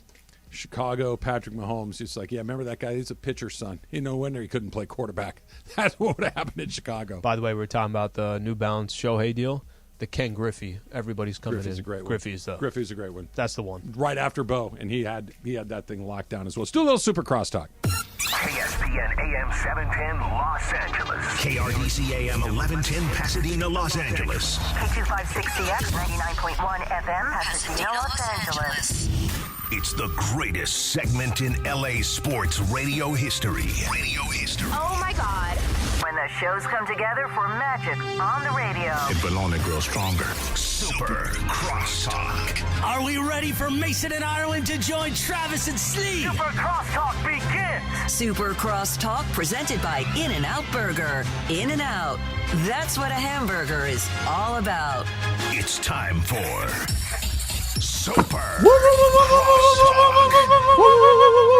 AK is in for John today. Mace, how you feeling, my friend? I am feeling absolutely fine and pumped up for a show, man. Outstanding. So, does Patrick Mahomes become Patrick Mahomes no matter where he goes, or does location matter, like in real estate? Transformational, transcendent players, I think, will find a way to shine anywhere. Now, you talk about now. Charlotte's a fairly dysfunctional organization and has been for a long time. I think Kobe Bryant would have shifted the course of that franchise had he wound up there, and I think Patrick Mahomes would still be a really big star in Chicago right now. You wonder, Andy, if there is, I don't know if there's a Patrick Mahomes rotting away in some organization, but you've seen it before. Kurt Warner was bagging groceries. We've seen really good players not have an opportunity. Is there a Kurt Warner that never got into the league? I mean, clearly Tom Brady was not drafted with a whole hell of a lot of belief. What was he, sixth round? Yeah. Yep. I mean, clearly nobody bought into him. You know, he was. They certainly weren't sold coveted. on his draft picture body. No. No, I mean, look at a guy like Brock Purdy, last player chosen in the draft. Look at a guy like Mike Piazza. He was in like the 178th Did round. it as a favor to Tommy. Yeah, did it as a favor. Otherwise, we might not even know who Mike Piazza is. I believe there are lots of guys out there. Had they gotten the opportunity, Well, you know, would be great right now. Situation cuts both ways because somebody like Kobe obviously would have been great no matter who drafted him, but his opportunity to win as many championships increased dramatically. I agree with that. Like when he entered the Lakers as they were a good team. Yes. Like they were already good Right. when they drafted him. So joining a team with prime Shaquille O'Neal. They got Shaq that Does he same become summer. Kobe, or does he become Dominique Wilkins? I think like he's- it's one of those I questions, think he's right? somewhere in between. Yeah. Like he's still going to be considered an all-time great because he was that great. And, you know, someone like Damian Lillard may never win a championship. Nobody disputes how great Dame is. Like, he's clearly not the problem. You know, they just haven't been able to build around him in a proper way. Yeah, it was just Andy. You make an interesting point. The idea that you would have thought that Kobe could have become a magnet to get guys to go to Charlotte, but it is Charlotte. Dame has had really no success in getting big stars to commit to Portland, despite his greatness. So who knows? Like, I think Kobe could have found a way to win a championship at some point over 20 years because he was that great. And I'm sure if Charlotte or New Jersey, who wanted him, you know, at the time there were New Jersey Nets, weren't good enough, he'd go somewhere else, maybe get a title there. But the opportunity to win 3 straight, then 2 straight, those opportunities rarely come up for anybody. So the odds just don't favor it. Are you guys Girl Scout cookie people? I've not bought any yet. I'm a huge. What's the peanut butter one? Emily, what's the peanut butter one tagalong? called? Is it tagalong? Oh Yeah. my God, those tagalongs are deadly. They are deadly. I could see Mace buying a lot. Mace, correct me if I'm wrong here. Somebody Yes. knocks on your door and they Yep. say, they're selling Girl From Scout Troop cookies. 692. Yep, exactly. Yep. I don't see you saying, I'm not interested, thank you, and closing Sorry, the door. no chance. Knock on that no, door I'm- after 420. Whatever. Yeah, exactly. Those tagalongs will go pretty quick. That's after when their 4:20. route starts. So they don't hit the streets until 421. Ding dong. Yeah, exactly right. It's like a line around Mace's block. Well, you've seen the pictures of the little girl setting up outside the dispensaries, right? Which is No, brilliant. are they really? Oh yeah. Well, By the way, don't know I did how not know real they that. are. I did not know Yeah, That's such a great play. every That's year so smart. they have their, they got their little wagon with the cookies, and why not? That's the place It's a great that you time know to you're going explain to to your get somebody. 7-year-old what a contact high is. I have not bought any Girl Scout cookies yet this year. If somebody wants to hit me up on Twitter, I'll buy a bunch. I'll make sure your kid wins their troop Isn't there like some prize? You get a badge for selling the most, or a sash for selling the most. We all look at Emily. We have an expert in the Yes. house. Emily was Emily. the champion every year, she said. So sometimes it would be a badge. I think typically it was just like an ice cream party or something. It was like you would get like a pizza party. It wasn't as crazy as you want it to be. All right, so we've got the Girl Scout cookies, Mace. They knock on your door, you're buying. We were talking about this earlier. When a kid comes by selling something for his basketball team, Girl Scouts, Yes. whatever it might be, are you a yes every single time? I'm a yes every single So time. am I. Yeah, I'm a yes. Whatever I got in my wallet, I will buy that much of whatever it is you're selling, because when as a kid, it takes a lot for a little kid to walk up to a door and knock on it and hope they're going to get a good reaction, and they're nervous. And What did you have to sell as a kid? we had to sell Snickers bars Yeah. at school to go to some class trip, I think. You see different stuff, but Girl Scout cookies are the primary thing that kids sell, isn't it? Well, so yes, but in our neighborhood, like for instance, my son is involved in around the holidays for his baseball team. They sell Christmas trees. Oh, okay. Nice. So they will sell, and he's got his customer list that he's cultivated over his years in high school. So he's got some automatics, but not everybody says yes. But the vast majority of people are like, well, I don't want the tree, but here's a donation. You give the tree to somebody else. Very few people say no. Andy, you're looking at me like you might be a no guy. Some of it is I have to be responsible for keeping a child from eating too many of these cookies. Right. So I'm not saying no so much for myself as I'm saying it to be the responsible adult in the house, because my 6th grader loves her some sweets, and I have to be the one that makes sure that moderation wins the day. Yeah. You know, as opposed to being the one that left to his own devices might enjoy some Thin Mints. Although you can always say, give them to the troops, right? That's the big thing, is give them to the troops. I'm looking at myself on YouTube right now. It's friggin' weird. What? Why? Because normally I'm not like looking into my computer and looking into He has my it opened up right camera. now. I've got it opened up right now, so my hand gestures are. Is this Girl Scout cookie related? Because it took like a turn in the middle of your Girl Scout. It did. No, I opened up YouTube and I'm like, oh crap! Look, I'm because normally he's like, Sliwa, sit up. Scouts see me? the guys that set this up do a great job. This is what people see. It looks really good. I can see. Can you see my my dog pictures behind me? I can. I'm not on the YouTube feed right now. Oh, you're not. So there's my dog pictures. So you just staring at yourself right now? Or you? Yeah. Well, you got to just stare into the green light, and you got to like. You should start doing push-ups and be like, oh, I had no idea the camera was on. Just jumping jacks, push-ups, and eating your kale smoothie. I had no idea.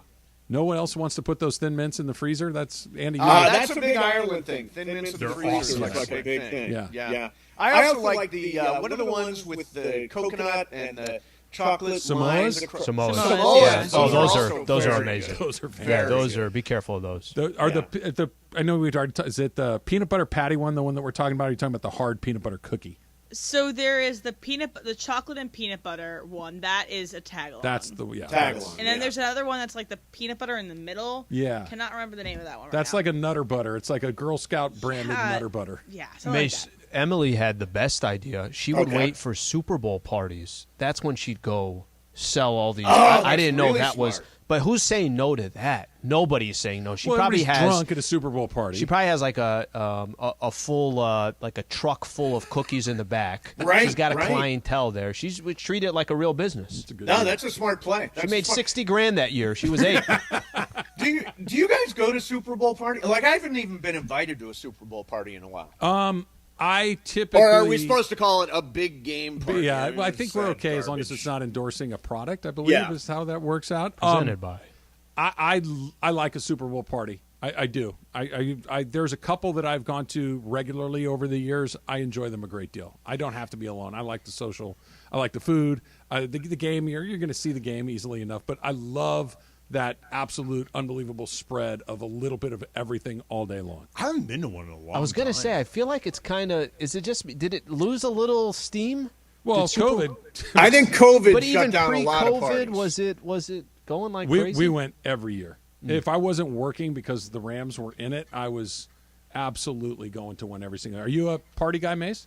Yeah, I would love to. Yeah, I like going to a party. And I, normally we would throw parties on a pretty regular basis over here. I think, Sliwa, I remember you like tripping down the steps one night with I ended a drunken Chris Morales. 100%. Ended up at the neighbor's house. Yeah, exactly. Hop the fence. So I like to throw a good party. We haven't thrown one since COVID, but Super Bowl party. It's funny. I was talking to the guy that directed 80 for Brady, which is coming out on Friday. Okay. And it all is a retelling of that. Is it 2017 where it was 28-3? Yes. And they came all the way back. And it's all about that particular Super Bowl. And I just remember that one really clearly because I was at a great big Super Bowl party at Michelle Beadle's house and watching the game with Keyshawn Johnson. And we were all so happy that the Patriots were getting trounced in that game. And I remember Allie McKay, who used to work at K-Rock, was there. She's a huge Patriots fan. And we were just, laughing at it and thought it was so great to see Brady lose. And then we watched that lead drip away in the second half. And it got very quiet. We actually went so far as to, Beto had a Tom Brady pinata that we ended up breaking for the candy afterwards, but it was not with the celebratory tone that we were hoping for. It was more personal. Yeah, it was more by the way, 80 for Brady, really fun movie. Well, okay, I'm glad you said that. You said you did speak to the director, or you're going to? No, in fact, the podcast came out today. A guy named Kyle Marvin is also an actor, directed that movie, and he's directed, of course, Jane Fonda, Lily Tomlin, Rita Moreno, and Sally Field. And then in the movie, Tom Brady, Rob Gronkowski, Julian Edelman, and Danny Amendola. Have you seen it, Mace? Yeah, I saw it last week. It's really fun. Okay. And this is asked with absolutely no agenda whatsoever. Okay. Who's that movie for? Is it for old ladies? Is it for football fans? Is it for everybody? Like the demographic for that movie, I'm struggling to put my finger on who that movie's fair. for. Yeah. That is a good question. Who is the demographic? Well, like Ireland said, I'm going to take my mom to see that movie. Okay, so older ladies. Older ladies, yeah. If you're a Patriots fan, I would imagine it holds some appeal because it's all about that particular game. I hate Tom Brady and hate the Patriots, and the movie still completely worked for me. So, but it's a good question. I see the commercials during NFL games, but I wonder if the average NFL fan is going to go see They're promoting it like Brady. crazy. I think it's nonstop. I'm guessing the hope is that it's just enough sports for the sports fan, or it seems that way if nothing else. Yes. But you're reaching a different demographic, the older women, and older men as well, because they grew up loving these stars as well, and thinking you can maybe pull them in. What I actually think is going to be difficult with that is, it's my understanding, and Mace, you probably know this as somebody who used to own theaters and I know keeps up with the business. Yep. It's been harder to get older people into theaters now because of vid? Regardless, yes. Yeah. Yeah, because and older people don't like to go into the theater because you're sitting in a dark room with everybody breathing and all that stuff. I mean, I don't have any hesitation, but and my mom and not stepdad Leo will go to the movies too. So, but you're right, Andy. It is those movies that skew more towards adults and less towards Marvel that are the ones that have had a hard time since the pandemic. So it's an interesting experiment. I mean, I think they've promoted it so much that there's going to be business in it. I don't know how much, but I think it'll be a modest hit. That's what I mean. Like, for instance, like you said, it's been promoted like crazy. The trailer came out a few months ago. Remember we talked about it? This was probably back in the summer, Al, when we saw the trailer for it. I'm like, yeah, that looks cute, and I get it. But, for instance, my dad is roughly the age of those women, and a huge sports fan. He's not going to go see that movie. It couldn't be, though, that expensive of a movie, though. No, but my mother is roughly the same age and is a big sports fan. My mom's not going to see that. I'm just struggling to put my finger on who the movie's for. Yeah, but do they normally go to movies? Yes, they do. Oh, your mom and dad they're not a movies? movie a week, but they go to the movies. Mm-hmm. Yeah, I think there's business in that movie. Okay, we'll know whether or not this movie's going to work if my mom doesn't go, because she sees everything. Okay, like good for her. Oh yeah, she sees everything, and she is of that age demographic, and I guarantee she is a fan of all four actresses. Will you go, Andy? No. Will you go, Slee? I will not. Yeah, Mason's already seen it. So I've already seen it. Yeah. Now, if you said Babylon again for 3 hours, I'll go see that movie twice. Don't take shots at Babylon. No, That's it's a great just movie. long. It was good. I thought it was good, just a little long. Mace, you know, we've known each other a long time. Yes. Would I like 80 for Brady? Let's see. I'm going to say it's not for you, Travis. I think that's probably right. I'm going to say it's not for you. No, unless you got a crush on Jane Fonda. No, one of them had kind of my attention for a while. Rita Moreno. Sally Field. Well, Rita Moreno was. Rita Moreno still looks incredible. So does Sally Field. Yeah. I mean, look, Smokey and the Bandit. When I was, Sally Field, Smokey and the Bandit. Let's go. Those movies were such a big deal. Oh, hell. Remember, and Jackie Gleason played The sheriff. The sheriff. Buford T. Justice. Exactly. Oh, those are such good movies. Those are such good movies from the day. Tell me you did not want a black Trans Am with a Firebird on the hood. Tell me Hell that. yes, I did. And a cowboy hat with the feathers on it. Yes. Burt Reynolds must have raised the Trans Am industry like 1,000%. Like the sales of Trans Am must have gone through the- T-top Trans Am. Is there another kind? Yeah, I'm probably being not. serious. Is there Maybe another not. kind? Maybe not. Every time you'd see one in the parking lot, you're like, I wonder if Burt Reynolds and Sally Fields are making a pit So stop you know at it's funny. McDonald's. Burt Reynolds had terrible taste in movies. Like now, Oh. granted, he did Smokey and the Bandit, which is a great Nights. series. He hated Boogie Nights. He I know he hated did. Boogie Nights. I know. really? Great movie though. Yes. He turned down Superman, which went to Christopher Reeve. He turned down. There's one Terms more of that he Endearment, turned I'm down. pretty sure he he turned turned- down the Terms of Nicholson Endearment, role. and Wow. Nicholson took the role. Yeah, I mean, he had a famously bad taste in movies. Couldn't identify a good script, but was very, very cool in his day. Whatever happened to Smokey and the Bandit, Cannonball Run, like these movies where it's just let's just drive fast. Reynolds spent an entire decade just driving. Yeah, he did. Cannonball Run was another one. Yes. Yeah. Cannonball Run was awesome. I think there was a Remember sequel. the opening of The Longest Yard. It's him leading them on a police chase. Yeah, right. In like a Trans Am type car. Let's bring him. Burt. We can't do it with Burt. We have to find. Who's the modern day Burt Reynolds? Who's the guy? Modern day Burt Reynolds. Yeah. Is it like Channing Tatum? Who's the modern day? That's actually a good You know who it question. could be? Actually, Austin Butler. Okay. He's You think so? He's got a lot of cool. Okay. He's only done one movie that I know He's got, of. well, he'd been. You know what? I didn't realize till I just watched Elvis and I was looking up his IMDb. He was Tex Watson in Once Upon a Time in Hollywood. Oh, I was he didn't really? realize that. I didn't realize it either. I actually saw that, Slee. Well, here's the you thing did?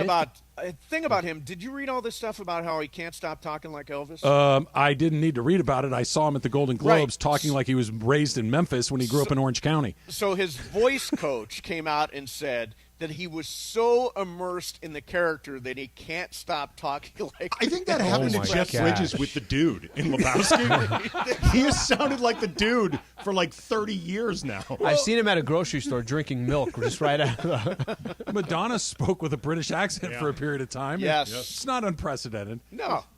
I got to get home to see which streaming service Smokey and the Bandit's on. I got my afternoon covered. Mason and Ireland coming up next, and Super Crosstalk is powered by In-N-Out Burger. That's what a hamburger's all about.